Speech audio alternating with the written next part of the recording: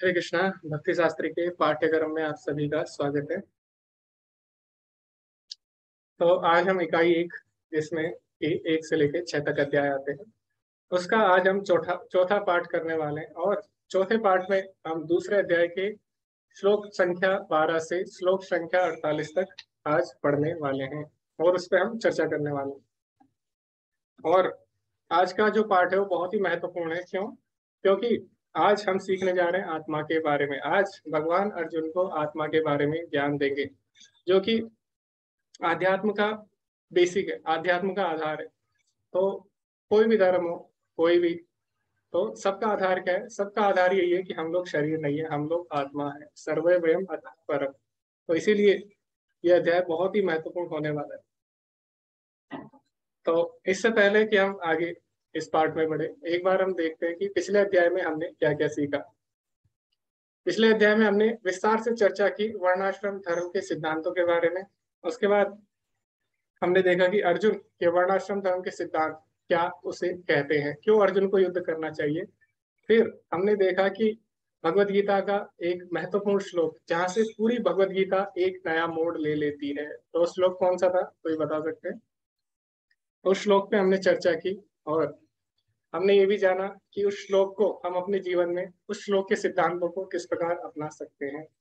तो श्लोक था दूसरे अध्याय का 7वां श्लोक, जहाँ पे अर्जुन भगवान की शरण में जाता है। शिष्यस्ते हम साधिमाम त्वाम प्रपन्नम, और भगवान को अपना गुरु स्वीकार करता है। तो इसी के साथ आगे हम बढ़ेंगे।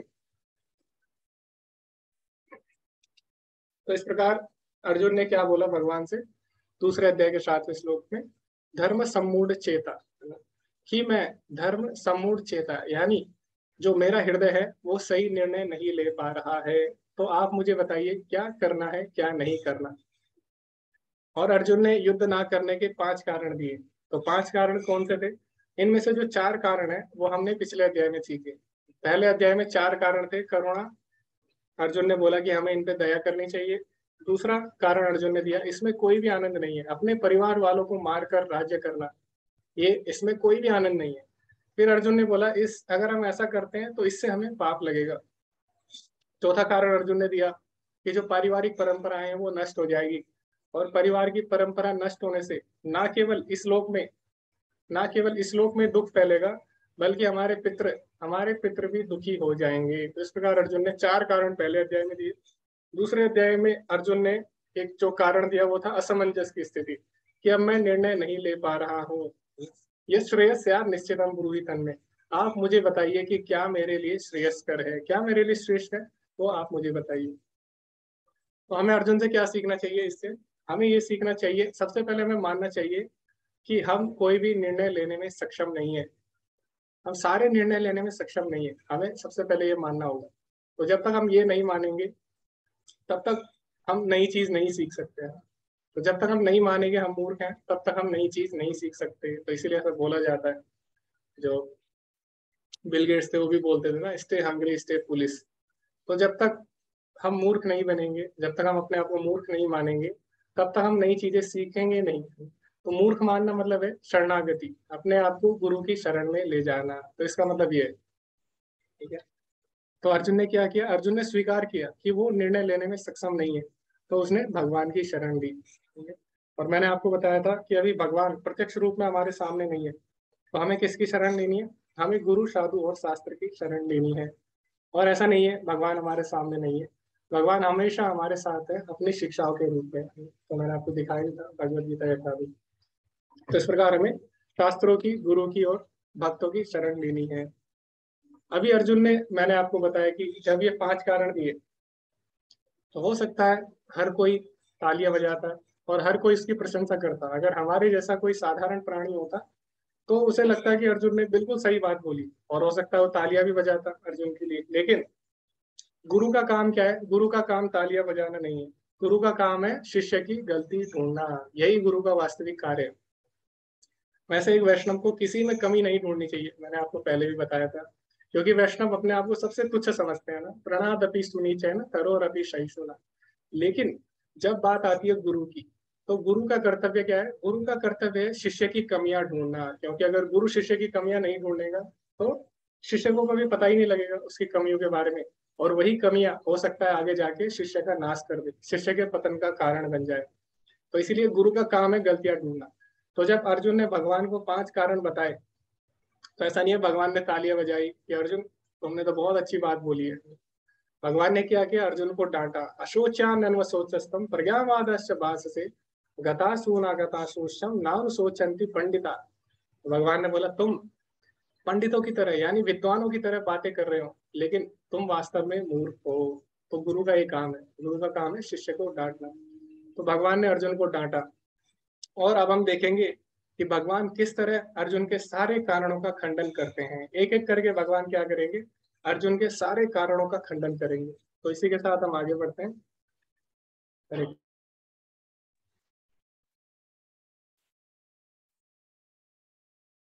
तो सबसे पहला जो कारण था अर्जुन का युद्ध ना करने का, वो क्या था। अर्जुन ने बोला कि हमें इन पे करुणा करनी चाहिए, हमें इन पे दया करनी चाहिए, हमें इनको नहीं मारना चाहिए। तो उस तर्क का खंडन भगवान ने कैसे किया, ज्ञान द्वारा। कौन सा ज्ञान, आत्मा के ज्ञान द्वारा।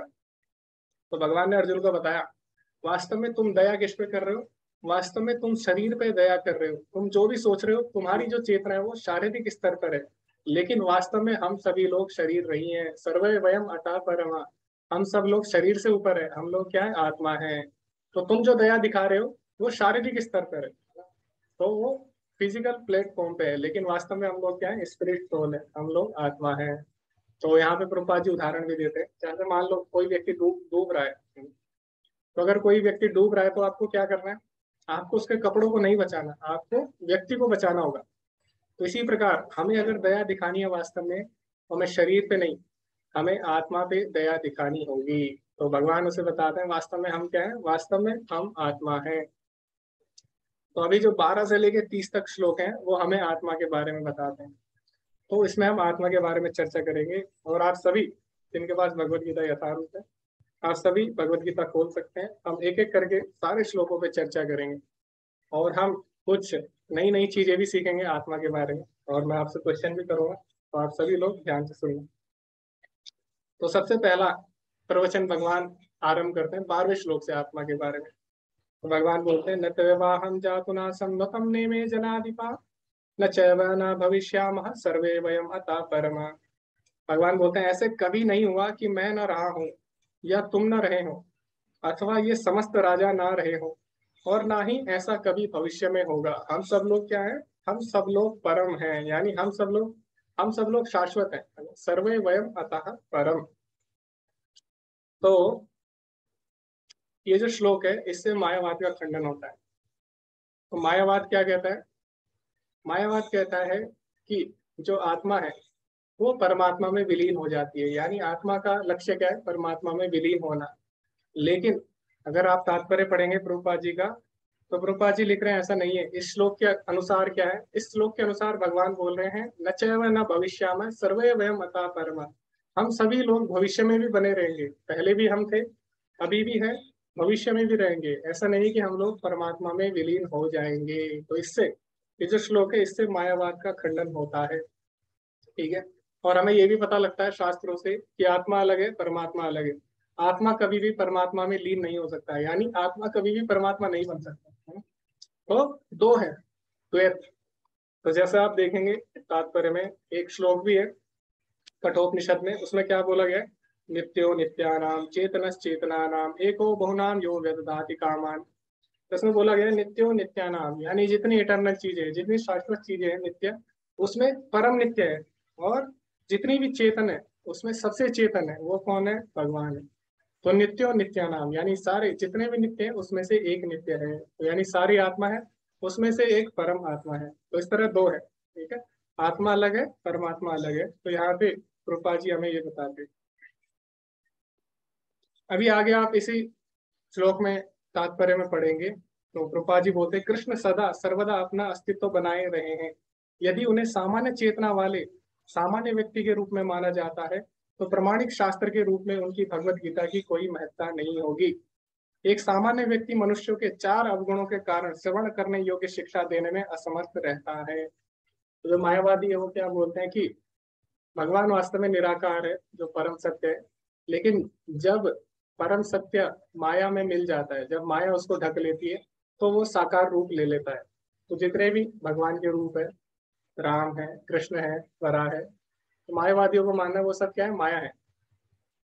तो प्रभुपाद जी लिख रहे हैं अगर कृष्ण माया में है तो फिर तुम उनकी भगवत गीता पे टिप्पणी क्यों लिख रहे हो, तुम उनकी भगवत गीता को इतनी इंपॉर्टेंस दे ही क्यों रहे हो अगर कृष्ण माया में है। तो हमें ये समझना होगा कि भगवान कभी भी माया में नहीं आते, है ना। जैसे ईशोपनिषद में भी बोला गया है कि भगवान का जो शरीर है वो हड्डी और मांस से नहीं बना, अश्नाविरम, तो उसमें एक शब्द आता है अश्नाविरम। तो आगे हम चर्चा करेंगे। अगला जो श्लोक है उसमें क्या बोलते हैं भगवान, देहिनो अस्मिन् यथा देहे कौमारम यौवनम जरा तथा देहांतर प्राप्ति धीरस्तत्र न मुह्यति। जिस प्रकार शरीरधारी आत्मा इस शरीर से बाल्यावस्था से तरुणावस्था में और फिर वृद्धावस्था से निरंतर अग्रसर होता रहता है, उसी प्रकार मृत्यु होने पर आत्मा दूसरे शरीर में चला जाता है। धीर व्यक्ति ऐसे परिवर्तन से मोह को प्राप्त नहीं होते हैं। तो अगर हम देखें तो हमारा शरीर हर क्षण बदल रहा है। तो अगर आप अपने बचपन की फोटो देखें और अभी की फोटो देखें तो पहले आप कुछ और थे, अभी आप कुछ और है। तो इसका मतलब, लेकिन फिर भी आप नहीं बदले। आपका शरीर बदला लेकिन फिर भी आप नहीं बदले। तो वो आप कौन है, वो आप है आत्मा। यानी आपकी जो पहचान है वो शरीर से नहीं है, आपकी जो वास्तविक पहचान है वो किससे है, आत्मा से है। तो यहाँ पे ऐसा बताया जा रहा है। तो अभी जो अगला श्लोक है वो बहुत ही महत्वपूर्ण है, तो उसको हम बाद में चर्चा करेंगे, क्योंकि यहाँ पे अभी जो टॉपिक है, विषय है, वो आत्मा के बारे में चल रहा है। तो अभी ये जो श्लोक है, 20वां श्लोक, ये भी बहुत ही महत्वपूर्ण श्लोक है। और इसमें आत्मा के बहुत सारे लक्षणों की चर्चा हुई है। तो क्या क्या बताया गया है, न जायते म्रियते वा कदाचिन नायं भूत्वा भवितवान भूया अजो नित्या शाश्वतोऽयं पुराणो न हन्यते हन्यमाने शरीरे। इसको हम पढ़ते हैं। आत्मा के लिए किसी भी काल में ना तो जन्म है ना मृत्यु। वह ना तो कभी जन्मा है न जन्म लेता है, न जन्म लेगा। वह अजन्मा नित्य शाश्वत तथा पुरातन है। शरीर के मारे जाने पर भी वह नहीं मारा जाता। तो यहाँ पे तात्पर्य में प्रभुपाद जी लिखते हैं कि जो हमारा शरीर है वो हमेशा बदलता रहता है। उसमें 6 प्रकार के परिवर्तन होते हैं। तो 6 प्रकार के परिवर्तन कौन से हैं आपको याद रखने होंगे। सबसे पहला है माता के गर्भ से जन्म लेना। उसके बाद कुछ साल तक उसका बढ़ना, फिर बढ़ने के बाद एक समय तक वो क्या रहता है, उसी रूप में रहता है, वो कांस्टेंट रहता है। उसके बाद क्या होता है, उसके बाद कुछ परिणाम उत्पन्न करना, यानी उससे अनेक शरीरों की उत्पत्ति होती है, जिन जैसे संतानें होती है। उसके बाद फिर क्या होता है, वो शरीर बाई प्रोडक्ट्स उससे निकलते हैं, है ना, परिणाम उत्पन्न होते हैं। धीरे धीरे उसके बाद क्या होता है, वो क्षीण हो जाता है और अंत में वो मृत्यु को प्राप्त होता है। तो इस प्रकार शरीर में हमेशा परिवर्तन होता रहता है, लेकिन आत्मा में ऐसा परिवर्तन नहीं आता। तो ये जो श्लोक है बहुत ही महत्वपूर्ण है। और ये जो श्लोक है इससे भी मायावाद का खंडन होता है। कैसे, क्योंकि मायावाद का मानना क्या है, मायावाद का मानना है कि आत्मा कैसे बनती है, आत्मा जब परमात्मा से अलग होती है ना, वो माया में आ जाती है। तो वास्तव में जो आत्मा है वो परमात्मा ही है, लेकिन जैसी माया हटेगी वो दोबारा परमात्मा बन जाएगी। लेकिन यहाँ पे क्या लिखा है, यहाँ पे लिखा है कि आत्मा कभी भी अलग नहीं होती, आत्मा जो है शाश्वत है। आत्मा कभी भी भगवान से अलग नहीं हो सकती, आत्मा हमेशा शाश्वत है, शाश्वत रूप से अलग है। तो भगवान बोलते भी है भगवद गीता के 15वें अध्याय में, ममे वंश जीव लोके जीव भूता सनातना। यानी जितने भी जीव आत्मा है वो मेरी सनातन अंश है। सनातन अंश मतलब हमेशा से अंश है, ऐसा नहीं है कि वो भगवान से निकली है और फिर भगवान में लीन हो जाएगी। तो अब कई लोग बोल सकते हैं, अच्छा अगर आत्मा भगवान से नहीं निकली है, हमेशा से भगवान की अंश है, तो ऐसा कैसे हो सकता है, भगवान भी नित्य है आत्मा भी नित्य है, तो आत्मा फिर निकली कहाँ से है। जबकि भगवान बोल रहे हैं कि आत्मा क्या है, मेरी सनातन अंश है। तो अगर अंश है तो कभी ना कभी तो भगवान से निकली होगी। ऐसा कैसे हो सकता है कि आत्मा का अपना अलग अस्तित्व है, और साथ ही हम ये भी बोल रहे हैं कि आत्मा भगवान की अंश है। तो ऐसा कैसे हो सकता है, अंश होते हुए भी दोनों शाश्वत कैसे हो सकते हैं, कोई तो पहले आया होगा।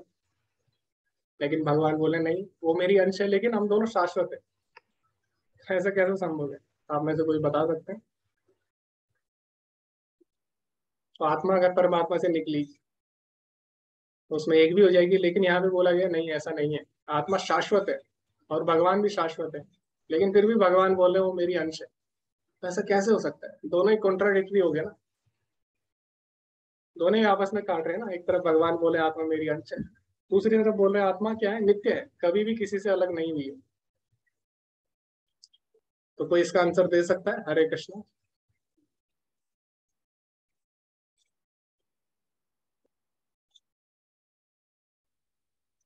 ओके।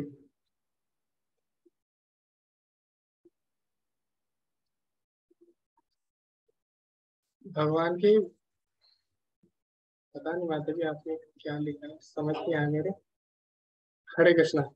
तो हम समझते हैं इसको, ऐसा कैसे हो सकता है? आत्मा भगवान की अंश भी है और आत्मा नित्य भी है, तो दोनों ही कैसे संभव है? तो संभव है, बिल्कुल संभव है। तो जैसा मैं आपसे पूछूं कि पहले सूर्य आता है या सूर्य की किरण आती है? सुबह जब सूर्य उदय होता है, पहले सूर्य आता है, सूर्य की किरण आती है। सूर्य की, सूर्य का प्रकाश नहीं बोल रहा हूँ मैं बोल रहा हूँ सूर्य की किरण। प्रकाश तो पहले आ जाता है सूर्य से, लेकिन सुबह सुबह सबसे पहले क्या आता है? सूर्य की किरण आती है, सूर्य का, या सूर्य आता है? जब आप आग लगाते हो तो सबसे पहले आग आती है या उसकी लाइट आती है? हरे कृष्ण। किसी को नहीं पता इसका आंसर? ये तो आप दे सकते हैं ना आंसर। ओके। हरे कृष्ण, हर्ष प्रभु जी, आप देना चाहेंगे उत्तर? हाँ, हरे कृष्ण प्रभु। पहले लाइट आएगी ठीक, तभी तो आग लगेगा प्रभु, मतलब चिंगारी निकलती है फिर आग लगती है। ओके। तो जब आप आग लगाते हैं तो सबसे पहले लाइट आती है, फिर आग आती है। जी प्रभु, मेरे हिसाब से। चिंगारी भी तो आग ही है ना। ओके। तो हमें समझना होगा कि जब आग लगती है तो आग भी आती है और उससे प्रकाश, दोनों एक साथ आता है। ऐसे नहीं कि पहले आग आएगी बाद में प्रकाश आएगा। अगर ऐसे होता तो पहले आग आपको दिखनी नहीं चाहिए थी, पहले प्रकाश दिखना चाहिए था। अगर प्रकाश, अगर आग पहले आती तो आपको हीट पहले फील होनी चाहिए थी, लाइट बाद में आनी चाहिए थी, लेकिन ऐसा नहीं होता, दोनों एक साथ आते हैं ना।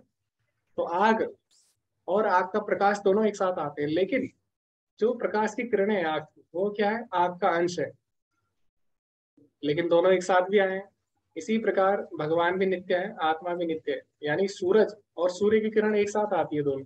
जब आप सूरज को देखोगे, ऐसा नहीं है कि पहले सूरज आया फिर उसकी किरण आएगी, या पहले किरण आएगी फिर सूरज आएगा, दोनों एक साथ आते हैं। लेकिन किरण क्या है, किरण सूर्य की अंश है। इसी प्रकार आत्मा भी नित्य है और भगवान भी नित्य है, लेकिन आत्मा क्या है, भगवान की नित्य दास है। जीवेर स्वरूप हो कृष्णेर नित्य दास। ठीक है, तो इससे हम समझ सकते हैं इस उदाहरण से। तो इस तरह कुछ तर्क है जो आत्मा में हमें समझने होंगे, और ये बहुत ही अच्छे हैं। अभी हम और भी तर्कों पे चर्चा करेंगे आत्मा के बारे में। तो अभी हम देखते हैं इसके बारे में। तो आप सभी तैयार रहिए आंसर्स के लिए, क्योंकि आत्मा के ऊपर बहुत बहुत तर्क आप दे सकते हैं, और बहुत तर्कों से इसका खंडन भी किया जा सकता है। तो इसीलिए आपको आत्मा के बारे में अच्छे से पता होना चाहिए। आगे भगवान क्या बताते हैं इसमें, ये हमने चर्चा की 20वें श्लोक। आगे जो महत्वपूर्ण श्लोक है उनकी हम चर्चा करेंगे। तो इसमें आया है, यह आत्मा अखंडित और अघुलनशील है, इसे ना तो जलाया जा सकता है ना सुखाया जा सकता है। और आगे हम एक श्लोक भी पढ़ेंगे, तो उसमें क्या बोलते हैं, नैनं छिन्दन्ति शस्त्राणि नैनं दहति पावक न चैनं क्लेदयन्त्यापो न शोषयति मारुता। आत्मा को खंडित नहीं किया जा सकता किसी भी शस्त्र द्वारा। नैनम दहति पावक, ना ही इसको जलाया जा सकता अग्नि द्वारा, ना ही इसको जल के द्वारा भिगाया जा सकता है, ना ही इसको वायु के द्वारा सुखाया जा सकता है। यानी आत्मा का विनाश नहीं हो सकता। आत्मा क्या है, बिल्कुल सूक्ष्म इकाई है।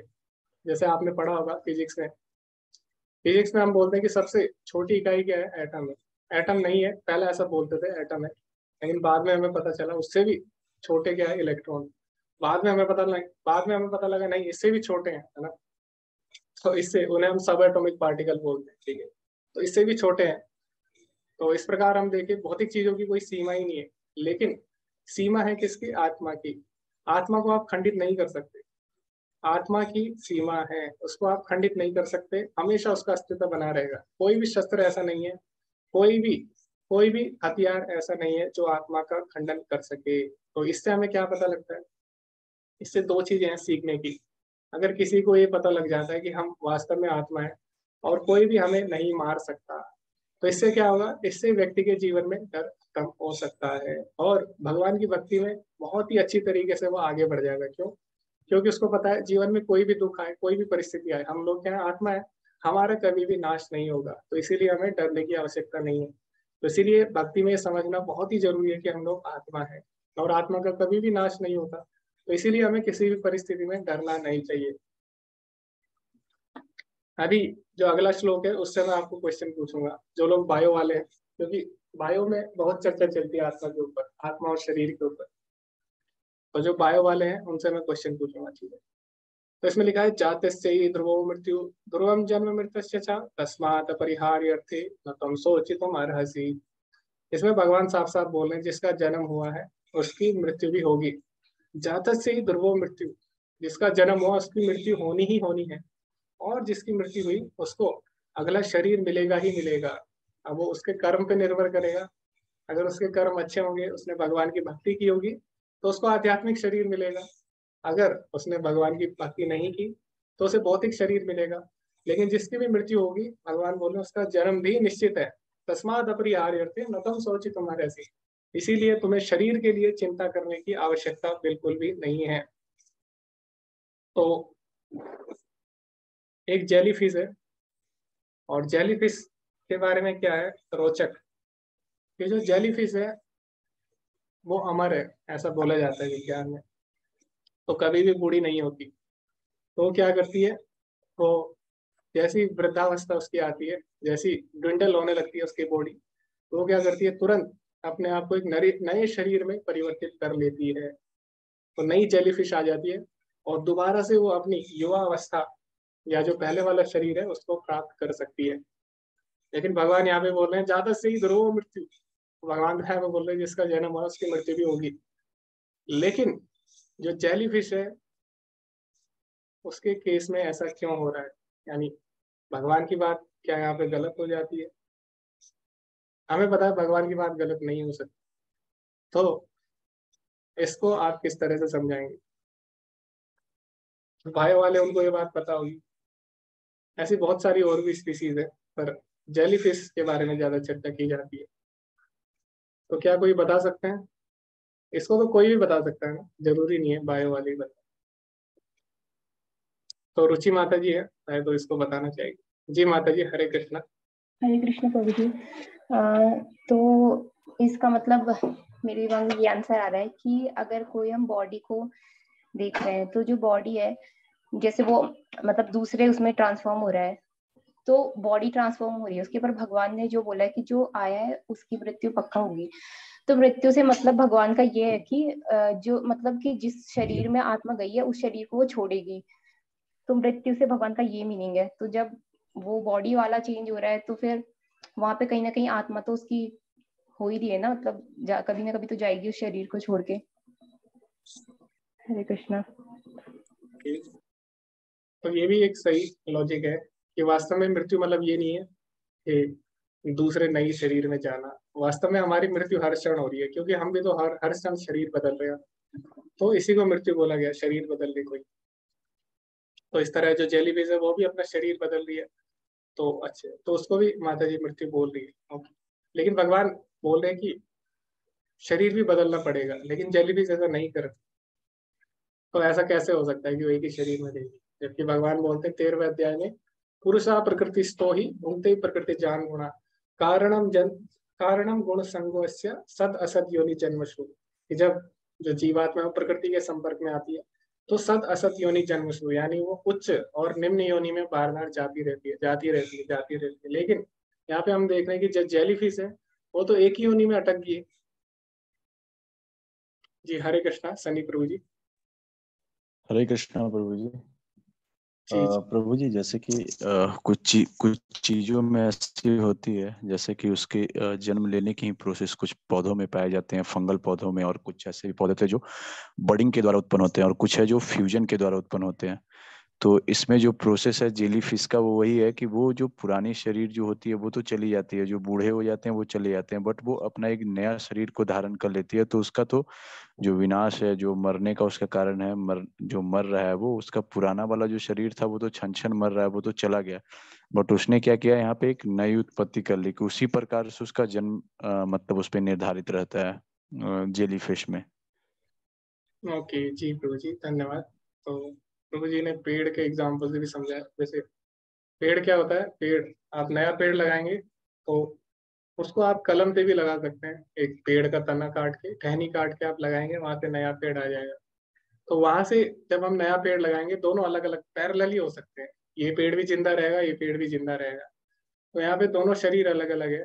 तो आत्मा जो है वो दो शरीरों में एक साथ नहीं रह सकती। तो इसका मतलब ये, जब हम नया पेड़ लगाते हैं एक पेड़ से टहनी काट के, तो उस समय क्या होता है, उस टहनी में दूसरी आत्मा आ जाती है, ठीक है, दोनों अलग अलग आत्माएं हो जाती है। तो इस केस में क्या हो रहा है, दो आत्माएं हो रही है और दो शरीर भी हो रहे हैं। लेकिन जेलीफिश के केस में क्या है, आत्मा एक ही है, कोई केस अलग है थोड़ा। हरे कृष्णा मोहित प्रभु जी। हरे कृष्णा प्रभु जी, आवाज आ रही है? जी जी प्रभु जी सिंपल सी बात है, जैसे कि प्रभुपाद जी ने कहा है कि आत्मा जो है वो ट्रांसफर होती रहती है। तो जब हमारा बायोलॉजिकल शरीर मरता है तब आत्मा ट्रांसफर होती है, बट जेलीफिश के केस में ऐसा नहीं है। उसका बायोलॉजिकल बॉडी जो है वो कंप्लीटली डिस्ट्रॉय नहीं होता है, सिर्फ उसका फॉर्म बदल जाता है। तो जब तक प्रभु जी बायोलॉजिकल शरीर नहीं जाएगा तब तक आत्मा नहीं जाएगी। तो बस यही लॉजिक है मेरे ख्याल से। हरे कृष्णा। जी प्रभु जी, हरे कृष्णा। ओके, तो कैसे हम इस बात को देख सकते हैं, इसका सिंपल लॉजिक ये है कि जब हम बोलते हैं मृत्यु, तो हम क्या देख रहे हैं, हम पूरा एक चक्र देख रहे हैं ना, कि पहले युवावस्था आएगी, उसके बाद वृद्धावस्था आएगी, धीरे धीरे क्षीण होगी, उसके बाद मृत्यु आती है। लेकिन जेलीफिश के केस में तो नहीं हो रहा। वो वृद्धावस्था तक जाने से पहले ही नया शरीर प्राप्त कर लेती है। उसको इमोर्टल बोला जाता है, लेकिन भगवान बोले कोई भी इमोर्टल नहीं है, जाते से ही ध्रुव मृत्यु। तो जेलीफिश की मृत्यु भले ही बुढ़ापे से ना हो, लेकिन जरूरी नहीं है सबकी मृत्यु बुढ़ापे से ही हो। जैसे हम देख रहे हैं आजकल सारे लोग वृद्धावस्था तक नहीं जा रहे, उससे पहले ही उनकी मृत्यु हो जाती है। इसी प्रकार जो मैक्सिमम जेलीफिश है, उनकी मृत्यु कैसे हो जाती है, जो दूसरी मछलियां होती है जो उनको खाती है, मैक्सिमम जेलीफिश की मृत्यु उससे हो जाती है। तो भले ही वो अपना शरीर युवा रख ले, भले ही जैसे हम देखते हैं आजकल कुछ लोग योगा करते हैं और बहुत सारी चीजें करते हैं अपने शरीर को युवा दिखाने के लिए या फिर युवा रखने के लिए, तो ऐसी जेलीफिश भी कर रही है अपने शरीर को युवा रखने के लिए। लेकिन इसका मतलब ये नहीं है कि वो लोग अमर हो जाएंगे। तो भले ही वो लोग स्वस्थ रहे, लंबा जी सकते हैं, हो सकता है वो लोग बीमारी से ना मरे, लेकिन दूसरे कारण से वो लोग मर सकते हैं। बुढ़ापे से ना मरे, बुढ़ापे बीमारी से ना मरे, लेकिन दूसरे कारण से वो लोग मर सकते हैं। तो जेलीफिश भले ही अपने आप को अमर बना ले, अपना शरीर स्थिर रखे, लेकिन दूसरे कारण से वो मर सकती है, ठीक है। तो मृत्यु का मतलब हमेशा ये नहीं है कि बुढ़ापे तक जाना ही जाना है। तो इस प्रकार हम इसको समझ सकते हैं। तो इसीलिए यहाँ से जो भगवत गीता में बोला गया है कि जिसने भी जन्म लिया उसकी मृत्यु निश्चित है, तो हम देखते हैं इससे उसका खंडन नहीं होता, ठीक है, इससे बिल्कुल भी उसका खंडन नहीं होता। तो इस तरह हम इसको देख सकते हैं। दूसरा यहाँ पे बताया गया है, देहि नित्यम अद्वयम देहे सर्वस्य भारत तस्मात् कर्माणि भूतानि न तम शोचितुम अर्हसि। तो देहि यानी आत्मा, आत्मा क्या है, नित्य अद्वयम, उसका वध नहीं किया जा सकता, ठीक है। तो भगवान बोले इसीलिए तुम्हें शोक करने की आवश्यकता नहीं है। तो आत्मा को हम कैसे समझ सकते हैं। अब जो कई लोग हैं, वैज्ञानिक लोग हैं, विशेषकर जो बायोलॉजिस्ट हैं, जो जीव विज्ञानी हैं, तो कई लोग मानते भी आत्मा में, कई लोग नहीं मानते। यानी हर जगह हर तरह के लोग आपको मिल जाएंगे। तो जो बायोलॉजिस्ट थे वो पहले बोलते थे कि आत्मा कुछ नहीं है, और हमारे शरीर में हम लोग क्या है, हम लोग वास्तव में न्यूरॉन्स है, हम लोग माइंड है, ठीक है। तो हम अपने आप को, अपनी पहचान हम किससे करते हैं, यानी हम किससे करते थे, जो वैज्ञानिक वो माइंड से करते थे, कि हम वही है जो हमारा मन है, ठीक है। तो उनका मानना था कि न्यूरॉन्स जो होते हैं उसमें क्या होता है, जो भी हम एक्टिविटी करते हैं, न्यूरॉन्स की मेमोरी होती है, उसमें सारी एक्टिविटी स्टोर रहती है। और सारे सेल हमारे नष्ट होते हैं बॉडी के, लेकिन जो न्यूरॉन्स है वो कभी भी नष्ट नहीं होते। न्यूरॉन से क्या होता है, जो भी हम नई नई चीज सीखते हैं वो उसमें डेवलप होती रहती है और उसमें सेव होती रहती है। जैसे आपने पढ़ा होगा आर्टिफिशियल इंटेलिजेंस।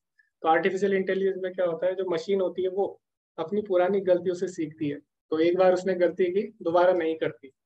तो इसी तरह हमें भी इंटेलिजेंस है, न्यूरॉन्स है, वो क्या करते हैं, जो भी हम नई नई चीजें सीखते हैं उसमें स्टोर होती है, और जो भी हम गलती करते हैं वो हम उससे नया चीज सीखते हैं। तो हम लोग वास्तव में क्या है, हम लोग माइंड है, ऐसा बोलते हैं जो वैज्ञानिक लोग हैं कई। तो हम लोग क्या है, माइंड है। तो अभी हमने देखा सारे सेल शरीर के नष्ट हो जाते हैं, लेकिन कई वैज्ञानिक मानते हैं कि जो न्यूरॉन्स है वो नष्ट नहीं होते। लेकिन इस पे भी बहुत बड़ी कंट्रोवर्सी है। कई लोग मानते हैं न्यूरॉन नष्ट होते हैं, कई लोग मानते हैं न्यूरॉन्स नष्ट नहीं होते। अगर जो लोग मानते हैं कि न्यूरॉन्स भी नष्ट हो जाते हैं, तो वहां से भगवत गीता में जैसे भगवान ने बताया कि हमारा शरीर नष्ट होता है और हमारी पहचान शरीर से नहीं है।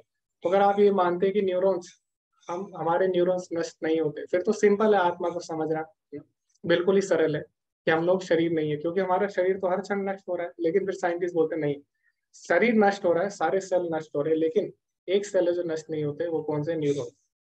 तो इस तरह वो तर्क देते हैं, जबकि इसमें भी कंट्रोवर्सी है।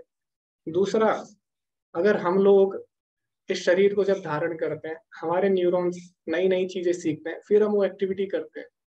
लेकिन लेकिन कई जानवर ऐसे हैं उनको सीखने की भी जरूरत नहीं पड़ती। ठीक है, इंसान है, हम तो सीख सकते हैं नई नई चीजें, हमारे न्यूरॉन्स में सेव कर सकते हैं। लेकिन कई जानवर हैं उनमें चीजें पहले से ही रहती है। जैसे कि मैं आपको उदाहरण दूं, चिड़िया है, चिड़िया को घोंसला बनाना कौन सिखाता है? ठीक है, इंसान को तो पढ़ना लिखना सिखाते हैं स्कूल में, है ना? हमको सिखाया जाता है ये करना है वो करना है, तो हम सीखते हैं नई नई चीजें। लेकिन चिड़िया को कभी भी आपने देखा कि उसकी माता ने उसको सिखाया घोंसला बनाना? लेकिन फिर भी चिड़िया कितना अच्छा घोंसला बनाती है। और कई कई चिड़िया ऐसी वो इतना अच्छा घोंसला बनाती है कि वो इंसान भी नहीं बना सकता, इतने अच्छी तरीके से वो घोंसला बनाती है। तो उसको किसने सिखाया? गाय का बछड़ा जब पैदा होता है तो हमको तो चलना सिखाना पड़ता है, हम लोग चलना सीखते हैं धीरे धीरे, लेकिन वो चलने लग जाता है। उसको कैसे पता चलना है? दूसरी बात, ठीक है उसको चलना आ भी गया किसी तरह, उसको चलना कोई नहीं सिखाता। दूसरी बात, उसको अगर चलना आ भी गया तो उसको कैसे पता है कि मुझे दूध कहाँ से मिलेगा? ऐसा तो नहीं है कि उसको जबरदस्ती पकड़ के कोई दूध पिलाता है। ठीक है, गाय को आप पिला सकते हैं, गाय के बछड़े को जबरदस्ती, लेकिन जो जंगल में जानवर है उनको कैसे पता कि दूध पीना है? पैदा होते ही वो कहाँ भागता है? वो डायरेक्ट दूध के पास जाता है, दूध पीने के लिए अपनी माँ के पास जाता है। तो ये सब चीजें उन्हें कौन सिखा रहा है? तो उनके न्यूरॉन्स में ये चीजें कहाँ से आई? क्वेश्चन ये उठता है। तो इन चीजों से साफ साफ पता लगता है कि आत्मा जो है वो अलग है ना? तो भगवान बताते हैं, अभी हम आगे के अध्याय में पढ़ेंगे कि वास्तव में हम लोग क्या है, इंद्रियाणि पराण्याहुर इंद्रिय परम मना मनसस्तु परा बुद्धे बुद्धेयो परतस्तुता। भगवान बोलते हैं कि जड़ वस्तु से ऊपर इंद्रियां हैं, इंद्रियों से ऊपर मन है। तो जहाँ पे हम मान रहे हैं अपने आप को मन, लेकिन भगवान बोले यहीं तक नहीं है। मनसस्तु परा बुद्धे, मन से ऊपर बुद्धि है, इंटेलिजेंस है। और बुद्धि परतस्तुसा, बुद्धि से ऊपर क्या है, आत्मा है। तो अभी विज्ञान कहाँ तक पहुंचिए? इंटेलिजेंस तक हम पहुंच गए। हम लोग मानते हैं कि इंटेलिजेंस है, लेकिन उससे ऊपर क्या है? भगवान बोले आत्मा है। तो मशीन और इंसान में क्या अंतर है? सब चीज हम में सेम है, जो हम काम कर सकते हैं वो मशीन भी कर सकती है आने वाले समय में, है ना? सब चीजें कर सकती है। लेकिन एक चीज है जो हमें मशीनों से अलग बनाएगी, वो क्या है? आत्मा। तो मशीन के अंदर आत्मा नहीं हो सकती और हमारे अंदर आत्मा है, तो यही हमें अलग बनाती है। ठीक है? तो ये हमें समझना होगा। तो ऐसे बहुत डिबेट चलती है आत्मा के ऊपर, तो अभी इतना समय नहीं है, तो हम आगे बढ़ेंगे। तो ये पहला था। किसी को कोई डाउट है आत्मा के ऊपर? हरे कृष्णा, आपका डाउट क्लियर हुआ? तो जो हमारा सूक्ष्म शरीर होता है उसमें मन बुद्धि अहंकार तीनों होते हैं। तो हमारा मन, माइंड और ब्रेन में अंतर है, हमें ये समझना होगा। ठीक है, माइंड और ब्रेन में अंतर होता है, सॉफ्टवेयर और हार्डवेयर का। तो ये जब भी आप देख रहे हैं पोपड़ा, ये क्या है? ये ब्रेन है। और ब्रेन क्या है? भौतिक चीज है, इसमें न्यूरॉन्स होते हैं, मेमोरी होती है, नष्ट हो जाता है। लेकिन इसका जो सॉफ्टवेयर है उसको बोलते हैं माइंड। माइंड नष्ट नहीं होता। मन बुद्धि और अहंकार, ये क्या है? ये हमारे सूक्ष्म शरीर के साथ जाते हैं। तो जो बछड़े होते हैं या जो चिड़िया होती है, इसमें मेमोरी कहाँ से आ रही है? इसमें मेमोरी आ रही है सूक्ष्म शरीर से। तो जो भी आप काम करते हैं उसका जो स्टोरेज है वास्तव में कहाँ हो रहा है? वास्तव में आपके न्यूरॉन्स में हो रहा है। ठीक है, लेकिन वो एक जगह और सेव हो रहा है, कहाँ पे? हमारे मन में, जो कि हमारे आत्मा के साथ जुड़ा हुआ है। और मिलके हमारा सूक्ष्म शरीर बना रहा है। तो ये बात हमें समझनी होगी। हरे कृष्णा। हर्ष प्रभु जी। हरे कृष्णा प्रभु, आवाज आ रही है? जी प्रभु जी, हरे कृष्णा। जी प्रभु, जो जेलफिश का जो डिस्कशन हुआ उसके ऊपर एक क्वेश्चन था। जैसा कि आपने बताया कि जेलफिश अपना मतलब वृद्ध अवस्था आने से पहले अपना बॉडी चेंज कर लेता है। जी जी। तो प्रभु जी मतलब भगवत गीता में भगवान बताते कि मतलब कोई भी अपना शरीर मतलब जो बदलने से पहले मतलब वो उसका मतलब निर्धारित नहीं है कि वो कौन सा शरीर में अगले जाएगा। तो उसके लिए उसके कर्मों पे डिपेंड करता है। तो जेलफिश कैसे मतलब ने खुद से डिसाइड करेगा कि मुझे अगला शरीर मतलब वापस यही मिलेगा? खुद से नहीं कर सकते ना प्रभु जी। अगर मान लीजिए जेलीफिश ने सोचा मैं अपना शरीर बदलूंगी, है ना, मान लीजिए जेलीफिश बूढ़ी हो गई, तभी उसने क्या किया, दूसरी मछली ने आके उसको खा दिया। तो इसमें उसकी कहाँ चली फिर? जेलीफिश तभी तक अपना शरीर बदल सकती है जब तक भगवान की इच्छा हो, या जब तक उसके कर्म उसको अलाउ करेंगे। ठीक है, ठीक है प्रभु जी। हर्ष प्रभु जी, हरे कृष्ण। जी प्रभु जी, ठीक है। और प्रभु जी मतलब एक तरह से भी मतलब लोग चिरंजीवी हुए क्या? जैसे कि मतलब अलग अलग भगवान का अवतार है जो कि हजारों साल तक जीने का मतलब इनको वरदान मिला था। जैसे भगवान के कि अरे जैसे कि परशुराम हो गए तो उनको उनको चिरंजीवी कहा जाता है। भगवान के सारे अवतार शाश्वत है, और कई भगवान के भक्त भी है जो कि चिरंजीवी है। चिरंजीवी मतलब होता है दीर्घायु। जैसे हनुमान जी हैं, और हनुमान जी हैं, और भी बहुत लोग हैं। अश्वत्थामा है, उन्हें भी मिला है वरदान। और जो बलि महाराज है उनको भी मिला है, और जो विभीषण है उनको भी मिला है। तो बहुत सारे ऐसे लोग हैं। भगवान के अवतार तो शाश्वत है ही। भगवान के लोक में हमेशा भगवान के अवतार रहते हैं। अवतार का मतलब क्या होता है, अगर आप सर्च करेंगे संस्कृत डिक्शनरी में, अवतार का मतलब होता है डिसेंडेंसी, यानी नीचे उतरना। अवतार का मतलब ये नहीं होता कि एक निराकार से कोई भगवान का रूप आ गया, उसको अवतार नहीं बोलते। तो जो अवतार का वास्तविक अर्थ है वो क्या है, डिसेंडेंस। तो प्रभुपाद जी के अगर आप तात्पर्य पढ़ेंगे तो उसमें अवतार का मतलब होता है अवतार, यानी नीचे उतरना। तो उसको प्रभुपाद जी लिखते हैं डिसेंडेंस। लेकिन कई लोग अवतार को इनकारनेशन बोल देते हैं। इनकारनेशन नहीं होता अवतार का मतलब। इनकारनेशन का मतलब होता है लाइट से कोई चीज जब आती है उसको इनकारनेशन बोलते हैं। तो इनकारनेशन सही ट्रांसलेशन नहीं है अवतार की। अवतार मतलब होता है नीचे उतरना। तो इसीलिए प्रभुपाद जी ने क्या लिखा है, डिसेंडेंसी। हरे कृष्णा। अमृता माता। जी हरे कृष्णा प्रभु जी, मेरी आवाज आ जी माता। रही है? जी जी जी। जी जी प्रभु जी, मेरे को पूछना था, जैसे अभी आपने बताया कि जो भी इंटेलिजेंस होता है या जो भी हम मन बुद्धि अहंकार जो है वो ट्रांसफर होता है एक जन्म जी से जी जी। दूसरे जन्म में। मतलब आप सूक्ष्म शरीर के साथ उसे लेके जाते हैं। तो जो भी हम इस टाइम सोच रहे हैं या और कुछ भी ऐसी चीज जो हम वेगसली कुछ सोच रहे हैं, तो वो नेसेसरी है कि वो वर्ल्ड में एग्जिस्ट करेगी? मतलब ऐसा जरूरी होता है कि एग्जिस्टेंस उसका, क्योंकि हम तो उन्हीं चीजों से बने हैं और वही चीजें ट्रांसफर हो रही है। तो क्या हमने कोई चीज वो देखी है कभी जो वो एग्जिस्ट कर रही है आज के टाइम में? तो जो भी हम सोच रहे हैं वो कहीं ना कहीं एग्जिस्ट करता है वर्ल्ड में, ऐसा ट्रू है क्या? जी माता जी, तो शायद इसमें हम पहले भी चर्चा कर चुके हैं। हाँ, जो भी हम सोच रहे हैं हाँ जरूरी नहीं है वो हाँ, सही कर है। चुके हैं तो उस लेकिन टाइम तो लेकिन भगवान भगवत गीता में भगवान के बारे में क्या बोला गया है, परमात्मा के बारे में, उपद्रष्टा अनुमंता चा भर्ता भोक्ता महेश्वरा। यानी भगवान क्या है, उपद्रष्टा यानी सब कुछ देख रहे हैं, अनुमंता यानी अलाउ करते हैं।